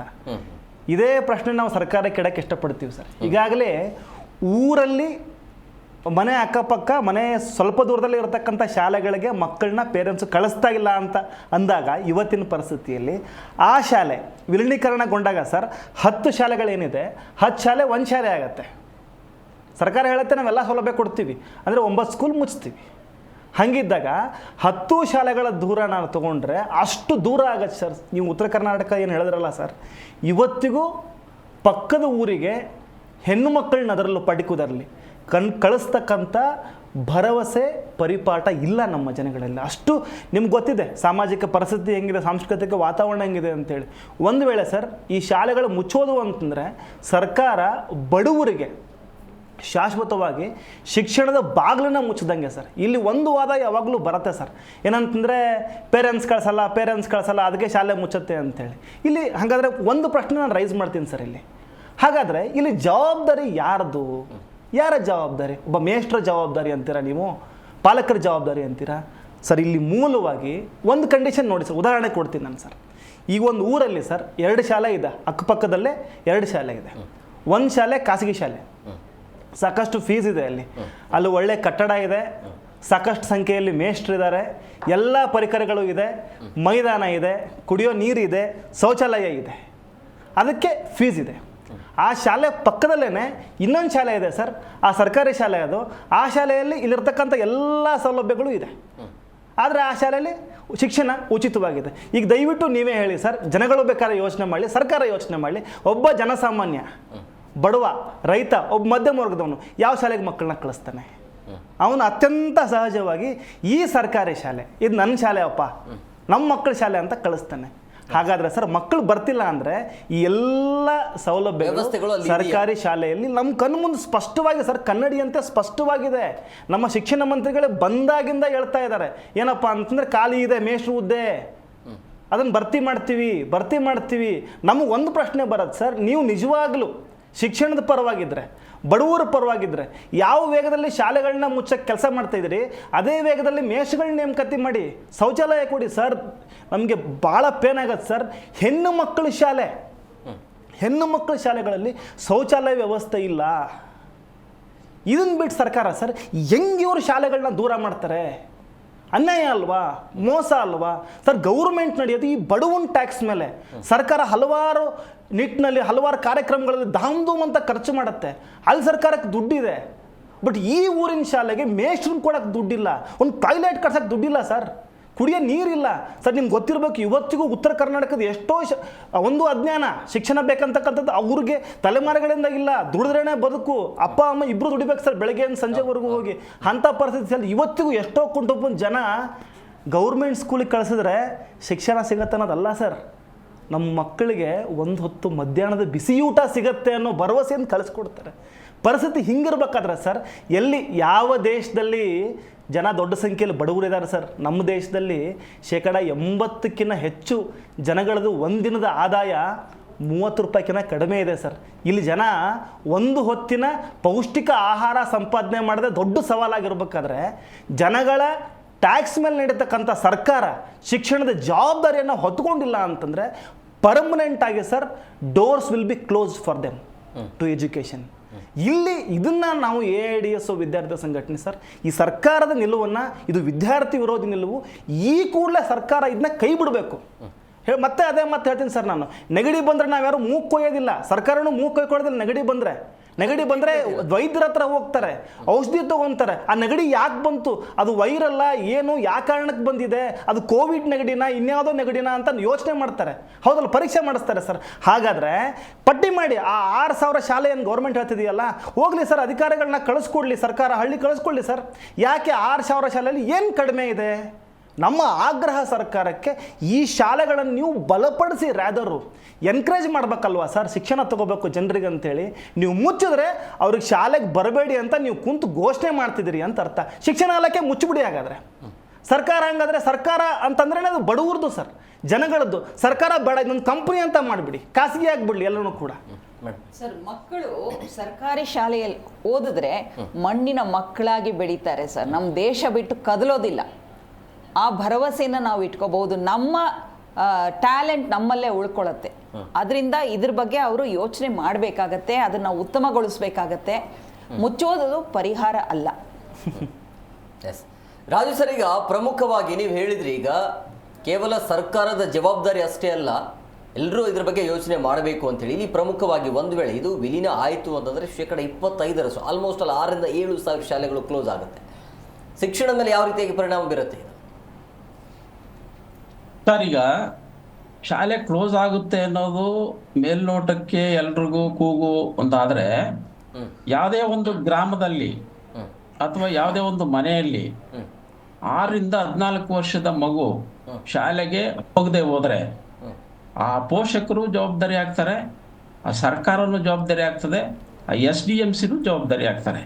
ಆ ಮಗು ಎಲ್ಲಾದ್ರೂ ಓದ್ಲಿ, ಕನ್ನಡ ಮೀಡಿಯಂ ಆದ್ರೂ ಹೋಗ್ಲಿ, ಸರ್ಕಾರಿ ಶಾಲೆನಲ್ಲ ಹೋಗ್ಲಿ, ಖಾಸಗಿ ಶಾಲೆನಲ್ಲಾದ್ರೂ ಹೋಗ್ಲಿ, 6 ರಿಂದ 14 ವರ್ಷ. ಈಗ RTE ಪ್ರಕಾರ 3 ವರ್ಷದಿಂದನೂ ಸರ್ಕಾರಿ ಜವಾಬ್ದಾರಿನೇ ಆ ಗುಣಮಟ್ಟ, ಆರೋಗ್ಯ ಮತ್ತು ಶಿಕ್ಷಣದ ಬಗ್ಗೆ. 6 ವರ್ಷದಿಂದ 14 ವರ್ಷದ ಒಳಗಿನ ಮಕ್ಕಳು ಯಾರೇ ಆಗ್ಲಿ ಶಿಕ್ಷಣದಿಂದ ವಂಚಿತರಾಗಬಾರ್ದು. ಸರ್ಕಾರಿ ಶಾಲೆ ಅದು ಡ್ರಾಪ್ ಔಟ್ಸ್ ಆಗಿರಬಾರ್ದು ಅನ್ನೋದು ದೊಡ್ಡ ಪ್ರಶ್ನೆ. ಇದು ಶಾಲೆನಲ್ಲಿ ಈಗ ಯಾವುದೋ ಒಂದು ಶಾಲೆನಲ್ಲಿ ಒಂದು ಗ್ರಾಮದಲ್ಲಿ 3 ಜನ ಮಕ್ಕಳಿರ್ತಾರೆ. ಆ 3 ಮಕ್ಕಳನ್ನ ಸರ್ಕಾರನೇ ಹತ್ತಿರದ ಶಾಲೆಗಳಿಗೆ ಟ್ರಾನ್ಸ್ಪೋರ್ಟ್ ಮಾಡಿ SDMC ಮುಖಾಂತರ ಕಳಿಸ್ಕೊಡ್ಬೇಕು ಡೈಲಿ. ಒಂದ್ ವೇಳೆ ಆ ತರ ಇದ್ರೆ, ಸಂದರ್ಭ ಬಂದ್ರೆ, ಆ ಊರಲ್ಲಿ 3 ಜನ ಮಕ್ಕಳಿಗಿಂತ ಹೆಚ್ಚು ಡ್ರಾಪ್ ಔಟ್ಸ್ 6 ರಿಂದ 14 ವರ್ಷದ ಮಕ್ಕಳು ಶಾಲೆಯಿಂದ ಹೊರಗುಳಿದಿದ್ರೆ ನೇರವಾಗಿ ಸರ್ಕಾರನೂ ಜವಾಬ್ದಾರಿ ಆಗುತ್ತೆ, SDMCನೂ ಜವಾಬ್ದಾರಿ ಆಗ್ತಾರೆ, ಮತ್ತೆ ಪೋಷಕರು ಜವಾಬ್ದಾರಿ ಆಗ್ತಾರೆ. ಈಗ RTE ಪ್ರಕಾರ ನಾನು ಶಾಲೆಗೆ ಸೇರಬೇಕು, ಶಾಲೆಗೆ ಹೋಗ್ಬೇಕು, ನನ್ನ ಈ ಊರಲ್ಲಿ ಶಾಲೆ ಇಲ್ಲ, ಶಿಕ್ಷಕರಿಲ್ಲ ಅಂತ ಹೇಳಿ ಕಂಪ್ಲೇಂಟ್ ಮಾಡೋಕ್ಕೆ ಪ್ರೊವಿಷನ್ ಇದೆ ನಮ್ಮ ಆರ್ ಟಿ ಕಾಯ್ದೆ ಪ್ರಕಾರ ಹೊಸದಾಗಿ ಮಾಡಿರೋದ್ರ ಪ್ರಕಾರ. ಅದಕ್ಕೆ ರೈಟ್ಸ್ ಇದೆ, ಫಂಡಮೆಂಟಲ್ ರೈಟ್ಸ್ ಇದೆ. ಅದು ಬೇರೆ ಪ್ರಶ್ನೆ. ನಮ್ಮ ಪ್ರಶ್ನೆ ಏನಂದ್ರೆ, ಸರ್ಕಾರ 6 ರಿಂದ 14 ವರ್ಷದ ವಯಸ್ಸಿನ ಮಕ್ಕಳು ಶಾಲೆಯಿಂದ ಹೊರಗುಳಿದಿದ್ರೆ, ಯಾವುದೇ ಶಾಲೆಗೆ ಹೋಗ್ಲಿ, ಅವರು ಮೈಗ್ರೆಂಟ್ ಆಗಿ ಬೆಂಗಳೂರಿಗೆ ಬಂದು, ಈಗ ಸರ್ಕಾರ ಒಂದು ಆದೇಶ ಮಾಡಿದೆ, ವರ್ಷದ ಯಾವುದೇ ಸಮಯದಲ್ಲಿ ಯಾವುದೇ ಮಗು ಎಲ್ಲಿಯಾದರೂ ಸೇರೋದಕ್ಕೆ ಅಡ್ಮಿಷನ್ ಮಾಡ್ಕೊಳ್ಳೋಕೆ ಅವಕಾಶ ಇದೆ. ಈಗ ಬೆಂಗಳೂರಿಗೆ ಮನೆ ಕಾರ್ಮಿಕರು ಬರ್ತಾರೆ ನಾರ್ತ್ ಕರ್ನಾಟಕದಿಂದ. ಅವರು April, May, June, July, August, September ಅಲ್ಲಿ ಇದಕ್ಕಿದ್ದಂಗೆ ಬರ್ತಾರೆ. ಅಲ್ಲಿ ಮಳೆ ಇಲ್ಲ, ಏನೇನೋ ಕಾರಣದಿಂದ. ವರ್ಷದ ಯಾವುದೇ ಅವಧಿನಲ್ಲಿ ಯಾವುದೇ ಶಾಲೆಗೆ ಮಕ್ಕಳನ್ನ ಸೇರಿಸಿಕೊಳ್ಳೋದಕ್ಕೆ ಯಾವುದೇ ಶಾಲೆ ಅಡ್ಡಿ ಮಾಡಕೂಡದು ಅಂತ ಸರ್ಕಾರ ಆದೇಶ ಮಾಡಿದೆ. ಇದ್ರ ಜೊತೆಗೆ ತಮಗೆಲ್ಲ ಗೊತ್ತಿರೋ ಮೂವಿಂಗ್ ಶಾಲೆಗಳನ್ನು ನಾವು ಮಾಡಿದ್ದೆ ಸರ್ಕಾರ. ಎಲ್ಲಿ ಬಡವರು ಜನಗಳು ಒಂದ್ ಕಡೆ ಸೇರ್ತಾರೆ ಗುಡಿಸಲು ಹಾಕೊಂಡು, ಅಂತ ಕಡೆಗೆ ಡೈಲಿ ಹೋಗಿ ಟೀಚರ್ಸ್ ಅಲ್ಲೇ ಪಾಠ ಮಾಡಬೇಕು, ಆ ವ್ಯವಸ್ಥೆನೂ ಮಾಡ್ತಾರೆ ಒಂದ್ ವೇಳೆ ಅವಕಾಶ ಇದ್ರೆ. ಇದು ತಾವು ಹೇಳೋ ಪ್ರಕಾರ ಒಂದೇ ಒಂದು ಗುರುತರವಾದ ಜವಾಬ್ದಾರಿ ಏನಂದ್ರೆ, 6 ರಿಂದ 14 ವರ್ಷದ ವಯಸ್ಸಿನ ಮಕ್ಕಳು ಯಾವುದೇ ಕಾರಣದಿಂದ ಶಾಲೆಯಿಂದ ಹೊರಗೆ ಕೂಡುದು. ಹೊರಗೆ ಉಳಿಬೇಕಾದ್ರೆ ಮೊದಲನೆಯದು ಸರ್ಕಾರದಿಂದಲೇ ಸ್ವಾಯತ್ತತೆ ಅಧಿಕಾರವನ್ನು ಪಡೆದ SDMC ಇದೆ. SDMC ಮೊದಲನೇ ಜವಾಬ್ದಾರಿ ಆಗುತ್ತೆ. ಪೋಷಕರದು ಮೊದಲನೇ ಅದು ಅವ್ರದ್ದು ಜವಾಬ್ದಾರಿ ಆಗ್ತಾರೆ. ಸರ್ಕಾರನು ನೇರವಾಗಿ ಹೊಣೆ ಆಗುತ್ತೆ. ಅದ್ರ ಬಗ್ಗೆ ನಾವು ಪ್ರಶ್ನೆ ಮಾಡಬೇಕು ಹೊರತು ಈ ನಿರ್ಧಾರದ ಬಗ್ಗೆ ನಿಮ್ಮ ಅಭಿಪ್ರಾಯ ಏನು? ಅಂದ್ರೆ ಈಗ ವಿಲೀನ ಮಾಡ್ತಾ ಇರುವಂತ ನಿರ್ಧಾರದ ಬಗ್ಗೆ ನಿಮ್ಮ ಅಭಿಪ್ರಾಯ? ವಿಲೀನದ ಪ್ರಶ್ನೆ ಅಲ್ಲ ಇದು, ವಿಲೀನ ಪ್ರಶ್ನೆ ಅಲ್ಲ. ಈಗ ಒಂದು ಗ್ರಾಮದಲ್ಲಿ ಎಲಿಜಿಬಲ್ ಮಕ್ಕಳು, ಶಾಲೆಗೆ ಹೋಗುವತಕ್ಕಂತ ಮಕ್ಕಳು ಕನಿಷ್ಠ 10 ಮಕ್ಕಳಿದ್ರೆ ಯಾವುದೇ ಕಾರಣದಿಂದ ಶಾಲೆಯನ್ನು ಮುಚ್ಚಕ್ಕೆ ಅವಕಾಶ ಇಲ್ಲ. ಮುಂದಿನ ವರ್ಷ ಇನ್ನೂ 3 ಮಕ್ಕಳು ಸೇರ್ತಾರೆ ನಮ್ಮ CPE ಪ್ರಕಾರ, ಅಂದ್ರೂ ಸಹ ಮುಚ್ಚುವಾಗಿಲ್ಲ. ಆಮೇಲೆ ಇವತ್ತು 3 ಮಕ್ಕಳಿದ್ದಾರೆ ಶಾಲೆಗಳು, ಆ ಮಕ್ಕಳನ್ನ ಯಾವುದೇ ಕಾರಣದಿಂದ ನೀನು ಮನೆಗೆ ಹೋಗುವಂತ ಕಳ್ಸಂಗಿಲ್ಲ. ಅವ್ರನ್ನ ಎಲ್ಲಾದ್ರೂ ಆಗ್ಲಿ ಕರ್ಕೊಂಡೋಗಿ ಮಕ್ಕಳಿಗೆ ಓದಿಸೋ ಜವಾಬ್ದಾರಿ ಸರ್ಕಾರದ್ದು. ಒಂದ್ ವೇಳೆ ಮುಂದಿನ ವರ್ಷ ಅದೇ ಊರಲ್ಲಿ ಮಕ್ಕಳು ಎನ್ರೋಲ್ಮೆಂಟ್ ಅಂದ್ರೆ 6 ವರ್ಷದ ಮಕ್ಕಳು 5 ಜನ ಆಡಾದ್ರೆ ಇಮ್ಮಿಡಿಯೇಟ್ ಆಗಿ ಅಲ್ಲೇ ಓಪನ್ ಮಾಡಬೇಕು ಅಂತ ಇದೆ ಇದ್ರ ಪ್ರಕಾರ. ನಾವಿನ್ನೂ ಮಾತಾಡ್ತಾ ಇದ್ದಾರೆ ಅಷ್ಟೇ, ಅದು ಆದೇಶ ಬಂದ್ಮೇಲೆ ಗೊತ್ತಾಗುತ್ತೆ. ಯಾವಾಗಾದ್ರೂ ಆಗ್ಲಿ ಕನಿಷ್ಠ 10 ಮಕ್ಕಳು ಆ ಊರಲ್ಲಿದ್ರೆ ಯಾವುದೇ ವರ್ಷದಲ್ಲಿ ಯಾವುದೇ ಸಮಯದಲ್ಲಿ ಆ ಶಾಲೆಯನ್ನ ಅಲ್ಲೇ ಮುಂದುವರಿಸಬೇಕು ಅಂತ ಇದೆ.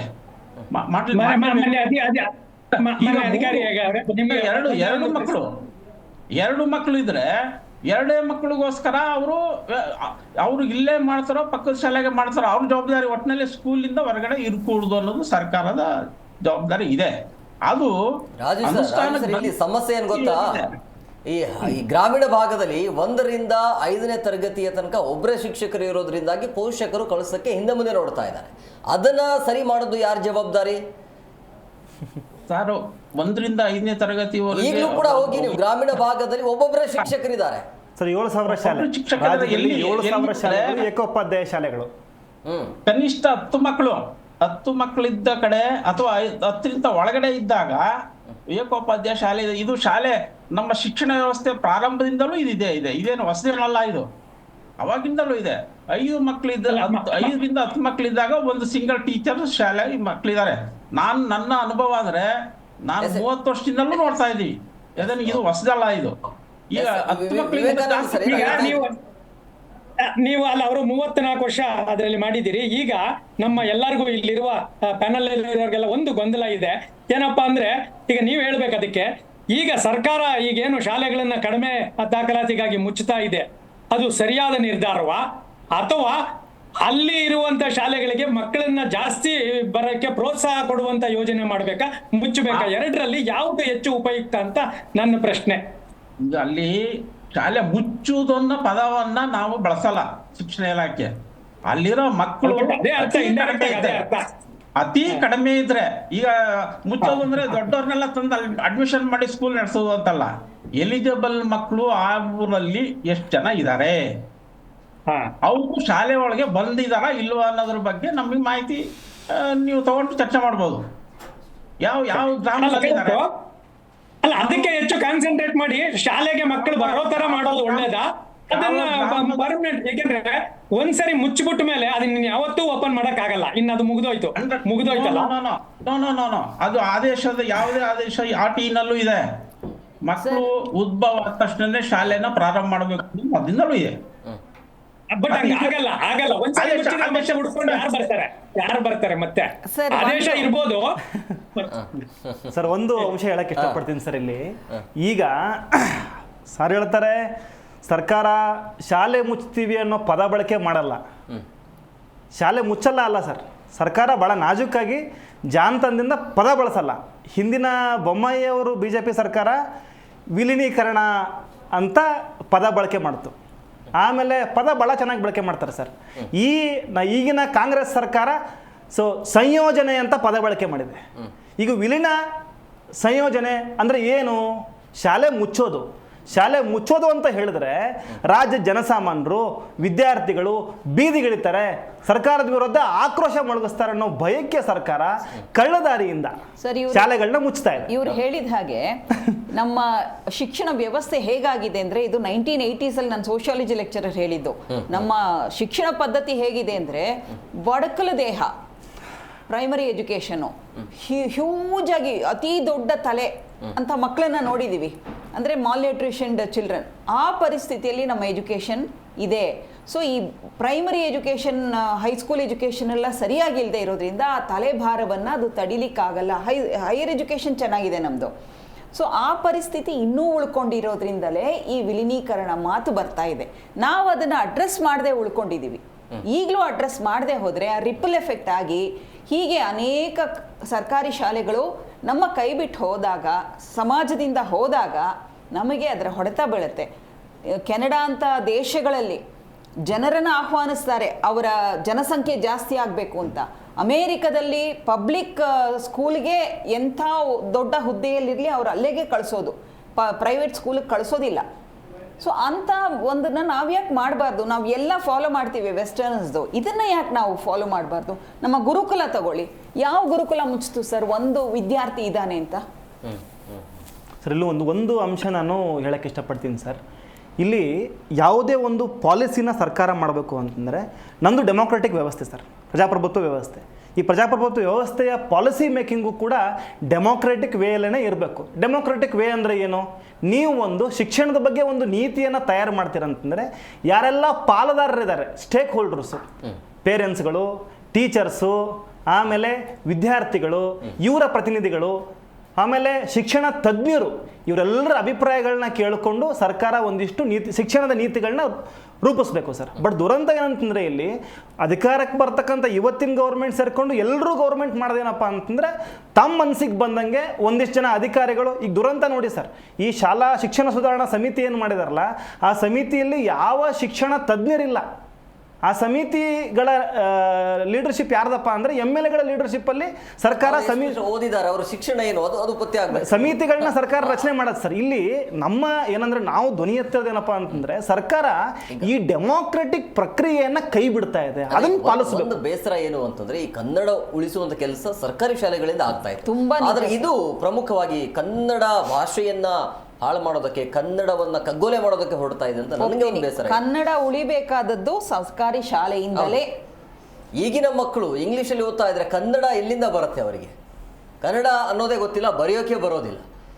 ವಿವೇಕಾನಂದ ಸರಿಗ ಪ್ರಮುಖವಾಗಿ ಇಲ್ಲಿ ಇರುವಂಥ ಪ್ರಮುಖ ಅಂಶ ಅಂದರೆ ಈ ಶಾಲೆಯ, ಈ ಸರ್ಕಾರಿ ಶಾಲೆಗಳ ವಿಲೀನದ ಹಿಂದೆ ಏನಾದರೂ ಬೇರೆ ಉದ್ದೇಶ ಏನಾದರೂ ಇದೆಯಾ? ಖಂಡಿತವಾಗ್ಲೂ ಇರುತ್ತೆ. ನೀವು BSNL ಕ್ಲೋಸ್ ಮಾಡಿದ್ದು ನೋಡಿ, ಅಥವಾ ಬೇರೆ ಬೇರೆ ಎಲ್ಲ ಆಯಾಮಗಳಲ್ಲೂ ನೋಡಿದಾಗ ಖಂಡಿತವಾಗ್ಲೂ ಅವ್ರಿಗೆ ಆ ಉದ್ದೇಶ ಇರುತ್ತೆ. ಯಾಕಂದ್ರೆ ಈಗ ಅಲ್ಲೂ ಒಂದಷ್ಟು ಮಕ್ಕಳು ಹೋಗ್ತಾ ಇರ್ತಾರಲ್ಲ. ಈಗ ಉದಾಹರಣೆಗೆ ನಂಗೆ ಗೊತ್ತಿಲ್ಲ ಸರ್ಕಾರಿ ಶಾಲೆಯಲ್ಲಿ ಎಷ್ಟು ಮಕ್ಕಳು ಓದ್ತಾ ಇದ್ದಾರೋ ಅಂತ, ಅಷ್ಟು ಮಕ್ಕಳನ್ನ ನೀವು ಅದನ್ನೆಲ್ಲ ಮುಚ್ಚುತ್ತಾ ಬಂದ್ರೆ ಅವ್ರು ಇನ್ನೆಲ್ಲ ಹೋಗ್ತಾರೆ? ಖಾಸಗಿಗೆ ಬರ್ತಾರೆ. ಆಗ್ಲೇ ಹೇಳ್ದಂಗೆ ನಾನು ಖಾಸಗಿ ಶಾಲೆ ನಡೆಸ್ತಾ ಇರೋರೆ ಹೆಚ್ಚು ಕಡಿಮೆ ರಾಜಕಾರಣಿಗಳು ಮತ್ತು ಉದ್ದಿಮೆಗಳು. ಅದ್ರ ಹಿನ್ನೆಲೆಯಲ್ಲಿ ಖಂಡಿತ ಇರುತ್ತೆ. ಆ ಕೆರೆ ಮುಚ್ಚಕ್ಕೆ ದಾರಿ ಹೇಳಿದ್ನಲ್ಲ ರಿಯಲ್ ಎಸ್ಟೇಟ್ ಉದ್ಯಮಿಗಳು, ಇದು ಎಲ್ಲವೂ ಅಷ್ಟೇ ಹಿಂದ್ಗಡೆ ಒಂದು ಮಾಫಿಯಾ ರೀತಿ ಅಂದ್ರೆ ಗೊತ್ತಾಗೋದಿಲ್ಲ ಅದು. ಯಾಕಂದ್ರೆ ಇದು ನೇರವಾಗಿ ನಮ್ಮ ಕಣ್ಣಿಗೆ ಕಾಣಲ್ಲ, ಇದೆಲ್ಲ ಪರೋಕ್ಷವಾಗಿ ಮಾಡ್ತಾ ಇರ್ತಾರೆ. ಎರಡನೇದಾಗಿ ಅನೇಕ ಅಧಿಕಾರಿಗಳಿಗೆ ಗ್ರಾಮಗಳಿಗೆ ಹೋಗೋದು ಕಷ್ಟ ಆಗ್ತಾ ಇರುತ್ತೆ. ಅಂದ್ರೆ ಕಷ್ಟ ಆಗ್ತಾ ಇರುತ್ತೆ ಅಂದ್ರೆ ಸುಮ್ಮನೆ ಹೋಗ್ಬೇಕಲ್ಲ, ಆ ಒಂದು ಮಗುಗೋಸ್ಕರ ಹೋಗ್ಬೇಕು, ಆ DDP ಇರ್ಬೋದು, ಇನ್ನೊಬ್ರು ಇರ್ಬೋದು, ಅವ್ರದ್ದು ಕೂಡ ಸೋಮಾರಿತನೂ ಇರುತ್ತೆ. ಅದು ಮುಚ್ಚೋಗ್ಬಿಡ್ಲಿ ಬಿಡಪ್ಪ, ಇಲ್ಲೇ ಇರೋಣ ನಗರ, ಅದರಲ್ಲೂ ಗ್ರಾಮೀಣ ಭಾಗದ ಶಾಲೆಗಳು ಮುಚ್ಚೋದ್ರೆ, ಇದು ಗ್ರಾಮೀಣ ಭಾಗದ ಹಾಸ್ಪಿಟ್ಲ್ಗಳು ಮುಚ್ಚೋದ್ರೆ ಹೆಚ್ಚು ಅಧಿಕಾರಿಗಳಿಗೆ ಹೆಚ್ಚು ನಗರೀಕರಣ, ಅವ್ರು ಯಾವಾಗ್ಲೂ ಅದು ಇಷ್ಟಪಡ್ತಿರ್ತಾರಲ್ಲ, ಆ ತರದ ಒಂದು ಮನಸ್ಥಿತಿ, ಅದು ಲಾಬಿ ಅನ್ನಲ್ಲ ನಾನು, ಆ ರೀತಿಯ ಮನಸ್ಥಿತಿ ಕೂಡ ಇರುತ್ತೆ. ಯಾಕಂದ್ರೆ ಹಳ್ಳಿಗೆ ಹೋಗಿ ವಾಸ ಮಾಡಬೇಕು, ನಾನು ಡಾಕ್ಟರ್ ಓದಿದ್ದೀನಿ, ನಾನು PhD ಮಾಡಿದ್ದೀನಿ, ಅಥವಾ ನಾನು ಇನ್ನೊಂದು ಡಿಗ್ರಿ ಮಾಡಿದ್ದೀನಿ ಅಂತ ಇರುತ್ತಲ್ಲ, ಆ ಮನೋಭಾವ ಕೂಡ ಈ ಶಾಲೆಗಳು ಮುಚ್ಚಲಿಕ್ಕೆ ಕಾರಣ ಆಗ್ತಾ ಇದೆ. ತುಂಬಾ ಆಸಕ್ತಿ ತಗೊಂಡು ಅಲ್ಲ, ಈಗ ಅವ್ರು ಹೇಳ್ದಾಗೆ ಈಗ ಎಷ್ಟೋ ಸಾಫ್ಟ್ವೇರ್ಗಳು ಅವರು ಇವರು ಕೊರೋನಾ ನಂತರ ಗ್ರಾಮ ಭಾಗಕ್ಕೆ ವಾಪಸ್ ಹೋಗ್ತಾ ಇದ್ದಾರೆ. ಗ್ರಾಮದ ಕಡೆ ನಿಧಾನವಾಗಿ ಈ ರಾಜ್ಯ ಅಥವಾ ಈ ದೇಶದ ವಲಸೆ ನಿಧಾನವಾಗಿ ಪ್ರಾರಂಭ ಆಗಿದೆ, ತುಂಬಾ ಏನಿಲ್ಲ. ಮತ್ತೆ ಎಲ್ಲರೂ ಗ್ರಾಮ, ಇಲ್ಲಿನ ಧೂಳು, ಇಲ್ಲಿನ ಪರಿಸರ ಮಾಲಿನ್ಯ, ಇಲ್ಲಿನ ಕಾಸ್ಟ್ಲಿ ಜೀವನ ಶೈಲಿಯಿಂದ ನಿಧಾನವಾಗಿ ಆರೋಗ್ಯದ ಕಾರಣದಿಂದಾಗಿ ನಿಧಾನವಾಗಿ ಗ್ರಾಮದತ್ತ ಮನೆ ಮಾಡ್ತಿದ್ದಾರೆ. ಅದನ್ನು ಕೂಡ ಇವರು ಮುಚ್ಚಿಡ್ತಾ ಇದ್ದಾರೆ. ಅದನ್ನು ಕೂಡ ಪ್ರೋತ್ಸಾಹ ಕೊಟ್ರೆ ಖಂಡಿತವಾಗ್ಲೂ ಶಾಲೆಗಳು ಬೇಕೇ ಬೇಕಾಗುತ್ತೆ ಅಲ್ಲಿ. ಈಗ ಬಡವರು ಇಲ್ಲಪ್ಪ, ನನಗೆ ಇಲ್ಲಿ ಆರೋಗ್ಯ BP ಬರ್ತಾ ಇದೆ, ಶುಗರ್ ಬರ್ತಾ ಇದೆ, ನಾನು ನಮ್ಮ ಹಳ್ಳಿಗೆ ಹೋಗ್ಬಿಡ್ತೀನಿ ಅನ್ನೋರ ಅನೇಕ ಬಡವರನ್ನ, ಮನೆ ಕಟ್ಟೋರನ್ನ ನೋಡ್ತಾ ಇದ್ದೀನಿ. ಅವ್ರಲ್ಲಿ ಹೋದಾಗ ಈ ಶಾಲೆ ಮುಚ್ಚಿದ್ರೆ ಮತ್ತೆ ಸಮಸ್ಯೆ ಆಗುತ್ತೆ. ಇವತ್ತು 1 ವರ್ಷ 2 ವರ್ಷ ಅಲ್ಲಿನ ಸಂಖ್ಯೆ 3 ಮಕ್ಕಳು 4 ಮಕ್ಕಳು ಇರ್ಬೋದು. ಈ ವಲಸೆ ಪ್ರಕ್ರಿಯೆಯಲ್ಲಿ ಅಲ್ಲಿ ಹೋದಾಗ ಖಂಡಿತವಾಗ್ಲೂ ಅಲ್ಲೂ, ಅದಕ್ಕೆ ಗಾಂಧಿ ಅವರು ಹೇಳಿದ ಗ್ರಾಮ ಸ್ವರಾಜ್ಯದ ಕಲ್ಪನೆಯನ್ನ ನಾವು ಬಿಟ್ಟು ಬಂದಿರೋ ಕಾರಣಕ್ಕೆ ನೋಡಿ ಇವತ್ತು ಈ ಪ್ರಶ್ನೆಯನ್ನ ಎತ್ಕೊಂಡು ನಾವು ಚರ್ಚೆ ಮಾಡಬೇಕಾಗಿದೆ. ಅಲ್ಲಿ ಏನಾದ್ರೂ ಮೂಲಭೂತ ಸೌಕರ್ಯಗಳನ್ನ ಈ ಸರ್ಕಾರ ಒದಗಿಸಿದ್ರೆ ಖಂಡಿತವಾಗ್ಲೂ ವಲಸೆ ತಪ್ಪುತ್ತೆ. ವಲಸೆ ತಪ್ಪಿದಾಗ ಆ ಮಕ್ಕಳು ಸರ್ಕಾರಿ ಶಾಲೆಗೆ ಹೋಗ್ತಾರೆ. ಅಲ್ಲಿ ಬರೀ ನೋಡಿ, ಊಟ ಕೊಡ್ತೀವಿ ನಾವು, ಬಿಸಿ ಅದೆಲ್ಲ ಪೂರಕ ಅಂಶಗಳು. ಮೇನ್ ಬೇಕಾಗಿರೋದು ಅಲ್ಲಿ ಗುಣಮಟ್ಟದ ಕಟ್ಟಡ, ಗುಣಮಟ್ಟದ ಏನು ಶಿಕ್ಷಕರು, ಮತ್ತು ಅಲ್ಲಿ ಅದೇ ಅವ್ರು ಆಗ್ಲೇ ಹೇಳಿದಾಗೆ ಶೌಚಾಲಯ ವ್ಯವಸ್ಥೆಗಳು. ಇದನ್ನ ಗುಣಮಟ್ಟ ಕೊಟ್ಟದಾಗ ಸಹಜವಾಗಿ ನಾವೇನು ದುಡ್ಡು ಕೊಟ್ಬಿಟ್ಟು ಪ್ರೈವೇಟ್ ಅಲ್ಲಿ ಹೋಗೋದು. ಇಲ್ಲಿ ಪ್ರಿನ್ಸಿಪಲ್ ನಮ್ ಜೊತೆ ಇರ್ತಾರೆ, ಹೆಡ್ ಮಾಸ್ಟರ್ ನಮ್ ಜೊತೆ ಇರ್ತಾರೆ, ನಮ್ಮ ಪಕ್ಕದ ಮನೆಯವರೇ ಮೇಷ್ಟ್ರ್ ಆಗಿರ್ತಾರೆ. ಇಂಥವ್ರನ್ನ ಬಿಟ್ಬಿಟ್ಟು ಯಾರ್ಯಾರು ಎಲ್ಲೋ ಯಾಕೆ ಹೋಗ್ತಾರೆ? ಸೊ ಅದರಿಂದ ಖಂಡಿತವಾಗ್ಲೂ ಸರ್ಕಾರ ಒಂದು ಅಧ್ಯಯನ ಸಮಿತಿಯನ್ನ ಮಾಡಿ ಈ ಸರ್ಕಾರದ ಆಕರ್ಷಣೆ ಮಾಡ್ಬೇಕಿದು. ಇದು ನಾನು ಹೇಳಿದ್ನಲ್ಲ ಆಗ್ಲೇ, ಬೇಡಿಕೆ ಮತ್ತು ಪೂರೈಕೆ ಇದ್ದಂಗೆ. ಯಾವ ಮೊಬೈಲ್ ಬೇಕು ಅಂತೇಳಿ ನಾವು ಯಾರನ್ನೋ ಕೇಳ್ತೀವಿ, ಯಾವ ಸಿನಿಮಾ ನೋಡ್ಬೇಕು ಅಂತ ನಾವು ಯಾರನ್ನೋ ಕೇಳ್ತೀವಿ, ಯಾವ ಬಟ್ಟೆ ಒಳ್ಳೇದು ಅಂತ ಯಾರನ್ನೋ ಕೇಳ್ತೀವಿ. ಹಾಗೆ ಜನಗಳಿಗೆ ಯಾವ ಶಾಲೆ ಅನ್ನೋದು ಕೂಡ ಮೊಬೈಲಿನ ಈ ಕಾಲದಲ್ಲಿ ಹೇಳ್ತಾರೆ, ಇಲ್ರಿ ಗೌರ್ಮೆಂಟ್ ಶಾಲೆ ತುಂಬಾ ಚೆನ್ನಾಗಿದೆಯಂತೆ, ಸುಮ್ನೆ ಇಲ್ಲೇನಕ್ಕೆ 50,000 ಕೊಡೋದು, ಅಲ್ಲಿ 500 ರೂಪಾಯಲ್ಲಿ ಮುಗಿಯುತ್ತೆ. ಈ ರೀತಿಯ ಮಾತುಕತೆಗಳು ಸ್ಟಾರ್ಟ್ ಆಗಬೇಕು ಅಂದ್ರೆ ಆ ಶಾಲೆಯ ಗುಣಮಟ್ಟ ಇರಬೇಕು. ನೋಡಿ, ಆ ಶಾಲೆಯಲ್ಲಿ ಒಂದು ಟಾಯ್ಲೆಟ್ ಇರಲಿಲ್ಲ, ಇವಾಗ ಎಷ್ಟು ಮಾರ್ಬಲ್ ಹಾಕಿ ಮಾಡಿದ್ದಾರೆ ನೋಡಿ. ಆ ಶಾಲೆಯಲ್ಲಿ ಎಷ್ಟು ಒಳ್ಳೆ ಚೇರ್ಗಳು ಹಾಕಿದ್ದಾರೆ. ಆ ಶಾಲೆಯಲ್ಲಿ ಈ ರೀತಿ ಮಾತುಗಳು ಬಂದ್ರೆ ಸಹಜವಾಗಿ ನಾವು ಪ್ರೈವೇಟ್ ಹೋಗೋದೇ ಇಲ್ಲ. ಏನಕ್ರಿ ಅಲ್ಲ 50,000 ಕೊಡ್ತೀರಿ, ನೋಡಿ ಇಲ್ಲಿ ಎಷ್ಟು ಚೆನ್ನಾಗಿದೆ ಅಂತೇಳಿ. ಈ ರೀತಿಯ ಕೆಲಸವನ್ನ ಬಜೆಟ್ ಅಲ್ಲೂ ಮಾಡಬೇಕು, ಮಂತ್ರಿಗಳು ಮಾಡಬೇಕು, ಅಧಿಕಾರಿಗಳು ಮಾಡಬೇಕು. ಆವಾಗ ಈ ತರದ ನಮ್ಮ ಚರ್ಚೆ ಅವಶ್ಯಕತೆನೆ ಬರೋದಿಲ್ಲ. ಇದು ಮಾತಿನಿಂದ ಆಗೋದಲ್ಲ, ಸರ್ಕಾರದ ಕೆಲಸ ಯಾಕಂದ್ರೆ ನಮ್ಮ ಕೈಯಲ್ಲಿ ಅಧಿಕಾರ ಇಲ್ಲ, ಮಾಡಬೇಕಾಗಿರೋದು ಸರ್ಕಾರ. ಸೊ ಅವ್ರಿಗೆ ನಾವು ಸಲಹೆಯನ್ನ ಕೊಡ್ಬೋದಷ್ಟೇ, ಮಾಡಬೇಕಾಗಿರೋದು ಅವ್ರೆ. ಸರ್ MV ಅಂತವರು, ಭಾರತಕ್ಕೆ ರತ್ನ ಸರ್ M ವಿಶ್ವೇಶ್ವರಯ್ಯನವರು ಹಳ್ಳಿ ಶಾಲೆಯಲ್ಲೇ ಓದಿದ್ದು ಸರ್. ಅವರು ಇಡೀ ಪ್ರಪಂಚಕ್ಕೆ ಫೇಮಸ್ ಆಗ್ಲಿಲ್ವಾ? ಸೊ ನಮ್ಮಲ್ಲಿ ಇದು ಟ್ಯಾಲೆಂಟ್ ಇದೆ, ಅದನ್ನ ನಾವು ಪೋಷಿಸಬೇಕಾದ್ರೆ ಅದಕ್ಕೊಂದು ನೆಲೆ ಬೇಕು. ಸರ್ಕಾರಿ ಶಾಲೆಗಳು ಆ ಕೆಲಸಗಳನ್ನ ಮಾಡಬೇಕು. ಇನ್ನೊಂದು, ಹಳ್ಳಿಗಳಿಂದ ವಲಸೆ ಬರ್ತಾ ಇದ್ದಾರೆ ಜನ. ಈಗ ಶಾಲೆಗಳ ವಿಲೀನ ಆಗ್ಬಿಟ್ಟು ಅಥವಾ ಮುಚ್ಚೋದ್ರೆ ಹೆಚ್ಚು ಜನ ಮತ್ತೆ ಪಟ್ಟಣಗಳಿಗೆ ಸೇರ್ಕೋತಾರೆ. ಪಟ್ಟಣದ ಬದುಕು ಅಷ್ಟು ಸುಲಭ ಅಲ್ಲ. ಪಟ್ಟಣಗಳು ಕೊನೆಗೆ ಕುಸಿತಾ ಹೋಗ್ತವೆ, because there is a capacity ಅದಕ್ಕೆ. ಸೊ ಅದರಿಂದ ನಾವು ಇದನ್ನ ಹೇಗೆ, ಇದು ಮೂಲಭೂತ ಯಾವ ಕಾರಣದಿಂದ ಇದಾಗ್ತಾ ಇದೆ ಅನ್ನೋದನ್ನ ನಾವು ನೋಡ್ಕೊಂಡು ಅದಕ್ಕೆ ತಕ್ಕಾಗಿ ನಾವು ಮಾಡ್ಕೋತಾ ಹೋದ್ರೆ ಖಂಡಿತ ನಮ್ಮ ಸರ್ಕಾರಿ ಶಾಲೆಗಳನ್ನ ನಾವು ಉಳಿಸ್ಬಹುದು, ನಮ್ಮ ಮಕ್ಕಳನ್ನು ನಾವು ಬೆಳೆಸ್ಬಹುದು. ಸರ್ ಕ್ವಿಕ್ ಆಗಿ ಕೊನೆಯದಾಗಿ. Yes sir. ಸೊ ಇನ್ನೊಂದಿಲ್ಲಿ ಯಾವಾಗಲೂ ಕೂಡ ಒಂದು ಅಂಶ ಬರುತ್ತೆ ಸರ್, ಏನಂತಂತಂದರೆ ಯಾಕೆ ಸರ್ಕಾರಿ ಶಾಲೆಗೆ ಮಕ್ಕಳು ಬರ್ತಿಲ್ಲ ಅನ್ನೋ ಪ್ರಶ್ನೆನೂ ಬರುತ್ತೆ. ಇಲ್ಲಿ ಜಸ್ಟ್ ಒಂದು, ಈ ನವೋದಯ ಶಾಲೆಗಳಿದೆ ಸರ್, ಜಿಲ್ಲೆಗೆ ಒಂದು ಶಾಲೆ ಇದೆ. ಒಬ್ಬ ಸರ್ಕಾರಿ ನೌಕರದಾರ ಕೂಡ ನನ್ನ ಮಗ ಅಥವಾ ಮಗಳು ಓದಬೇಕು ಅಂತ ಬಯಸ್ತಾರೆ. ಯಾಕೆ ಬಯಸ್ತಾರೆ? ಆ ಶಾಲೆಗಳಲ್ಲಿ 40 ಮಕ್ಕಳಿಗೊಬ್ಬರು ಮೇಷ್ಟ್ರ ಸಂಖ್ಯೆಯಂತೆ ಸರ್ಕಾರ ಶಾಲೆಗಳು ಪ್ರಾರಂಭ ಆದಾಗಿಂದ ಮೇಷ್ಟ್ರಗಳನ್ನ ಕೊಡುತ್ತೆ. ನಮ್ಮೂರಿನ ಶಾಲೆಗೆ ಸರ್ಕಾರ ಅದನ್ನು ಕೊಡೋಕ್ಕೆ ಸಾಧ್ಯ ಆದರೆ ಯಾಕೆ ನಮ್ಮೂರಿನ ಶಾಲೆಗೆ ಮಕ್ಕಳು ಬರಲ್ಲ? ಇನ್ನೊಂದು ಪ್ರಶ್ನೆ ನೀವು ಮುಂದಿಟ್ರಿ ಸರ್, ಏನಪ್ಪ ಅಂತಂದರೆ ಇದರಿಂದ ಏನು ಹುನ್ನಾರ ಇದೆಯಾ ಅಂಥೇಳಿ. ಖಂಡಿತ ಹುನ್ನಾರ. ಏನಪ್ಪ ಅಂತಂದರೆ ಸರ್, ಒಂದು ಕಡೆ ರಾಜ್ಯ ಸರ್ಕಾರ ಸೆಂಟ್ರಲ್ ಗೌರ್ಮೆಂಟಿನ NEP ಪಾಲಿಸಿಯನ್ನು ವಿರೋಧ ಮಾಡುತ್ತೆ, ಬಟ್ ಆ NEP ಪಾಲಿಸಿ ಹೇಳೋದೇನಪ್ಪ ಅಂತಂದರೆ ನಮ್ಮ ದೇಶದಲ್ಲಿ ದೊಡ್ಡ ಪ್ರಮಾಣದಲ್ಲಿ ಸರ್ಕಾರಿ ಶಾಲಾ ಕಾಲೇಜುಗಳಿದೆ, ಅವನ್ನ ಮುಚ್ಚಬೇಕು ಅಂತ NEP ಪಾಲಿಸಿ ಹೇಳುತ್ತೆ. ಆ ಪಾಲಿಸಿಯನ್ನು ಸರ್ಕಾರ ಹೋರಾಟದ ನಂತರ ವಾಪಸ್ ತಗೊಂಡಿದೆ, SEP ಪಾಲಿಸಿ ಫಾರ್ಮ್ ಮಾಡ್ತಿದ್ದಾರೆ. ಬಟ್ ಅದೇ ಪಾಲಿಸಿಯ ರೆಕಮೆಂಡೇಶನ್ ಆಗಿರ್ತಕ್ಕಂಥ ಶಾಲೆಗಳನ್ನ ಮುಚ್ಚೋದನ್ನ ಮುಂದುವರಿಸ್ತಿದ್ದಾರೆ. ಇನ್ನೊಂದು ವಿಚಾರ ಏನು ಅಂತಂದ್ರೆ, ಈಗ ಶಾಲೆಗಳನ್ನ ಮುಚ್ಚುತ್ತಾ ಇದೆ ಅಲ್ಲ, ಈಗ ದಾಖಲಾತಿ ಕಡಿಮೆ ಇದೆ ಅಂತ ಮುಚ್ಚೋದಕ್ಕೆ ಮುಂದಾಗ್ತಿದ್ದಾರೆ. ಅದೇ ಜಾಗದಲ್ಲಿ ಈಗ ಒಂದು ವೇಳೆಯಲ್ಲಿ ಖಾಸಗಿ ಶಾಲೆ ಓಪನ್ ಆಯ್ತು ಅಂದ್ರೆ ಜನ ಬರೋದಿಲ್ವಾ ಅಲ್ಲಿ, ಮಕ್ಕಳನ್ನು ಕಳಿಸೋದಿಲ್ವಾ? ಬರಲ್ಲ. ಅಲ್ಲಿ ಬಂದ್ರೆ ಏನ್ ಮಾಡ್ತಾರೆ? ಅವಾಗ ಸರ್ಕಾರ ಉತ್ತರ ಏನ್ ಕೊಡುತ್ತೆ? ಇದು ಖಾಸಗೀಕರಣಕ್ಕೆ ಮನೆ ಸರಿ. Sir, thank you very much. 4 ಜನಕ್ಕೆ ಇಷ್ಟೊತ್ತು ಕಾರ್ಯಕ್ರಮಕ್ಕೆ ಜಾಯ್ನ್ ಆಗಿದ್ದಕ್ಕೆ. ಸರ್, ನೋಡಿದ್ರಲ್ಲ ವೀಕ್ಷಕರು, ಈಗ ಶಾಲೆಗಳಿಗೆ ಬೀಗ ಹಾಕೋದಕ್ಕೆ ಸರ್ಕಾರ ಮುಂದಾಗಿದೆ. ಅಂದರೆ 25% ಶಾಲೆಗಳು ಕ್ಲೋಸ್ ಆಗುತ್ತೆ. ಸೊ ಕ್ಲೋಸ್ ಆದರೆ ಏನಾಗುತ್ತೆ? ಮಕ್ಕಳ ಭವಿಷ್ಯದ ಮೇಲೆ ಪರಿಣಾಮ ಬೀರುತ್ತೆ. ಪೋಷಕರು ಕೂಡ ಬೇರೆ ಕಡೆಗೆ ಮಕ್ಕಳನ್ನು ಕಳಿಸೋದಕ್ಕೆ ಹಿಂದೆ ಮುಂದೆ ಕೂಡ ನೋಡ್ತಾರೆ. ಇದರಿಂದ ಸಹಜವಾಗಿ ಶಿಕ್ಷಣ ಗುಣಮಟ್ಟದ ಆಗೋದಿಲ್ಲ. ಈಗಾಗಲೇ ಉತ್ತರ ಕರ್ನಾಟಕ ಭಾಗದಲ್ಲಿ ಸರಿಯಾದ ರೀತಿಯಲ್ಲಿ ಶಿಕ್ಷಣ ಗುಣಮಟ್ಟ ಸಿಗ್ತಾ ಇಲ್ಲ, ಅದು ಮತ್ತೆ ಕುಸಿತ ಆಗುತ್ತೆ. ಇದನ್ನ ಆಗೋದು ಬೇಡ ಅಂತೇಳಿ ಮುಂದಿನ ದಿನಮಾನಗಳಲ್ಲಿ ತಜ್ಞರ ಜೊತೆಗೆ ಚರ್ಚೆ ಮಾಡಿ ಏನು ಮಾಡಬೇಕು ಅಂದರೆ, ಪ್ರಮುಖವಾಗಿ ಗ್ರಾಮೀಣ ಭಾಗದಲ್ಲಿ ಅಲ್ಲಿರುವಂಥ ಜನರಿಗೆ ಏನು ಬೇಕು ಏನು ಬೇಡ ಅದ್ರ ಬಗ್ಗೆ ಚರ್ಚೆ ಆಗಬೇಕಾಗುತ್ತೆ. ಇದಾಗಿತ್ತು ಇವತ್ತಿನ ವಿಶೇಷ. ಮತ್ತಷ್ಟು ಅಪ್ಡೇಟ್ಸ್ಗಾಗಿ ನೋಡ್ತಾ ಇರಿ ಜಿ ಕನ್ನಡ ನ್ಯೂಸ್. ಸತ್ಯವೇ ಸುದ್ದಿಯ ಜೀವಾಳ.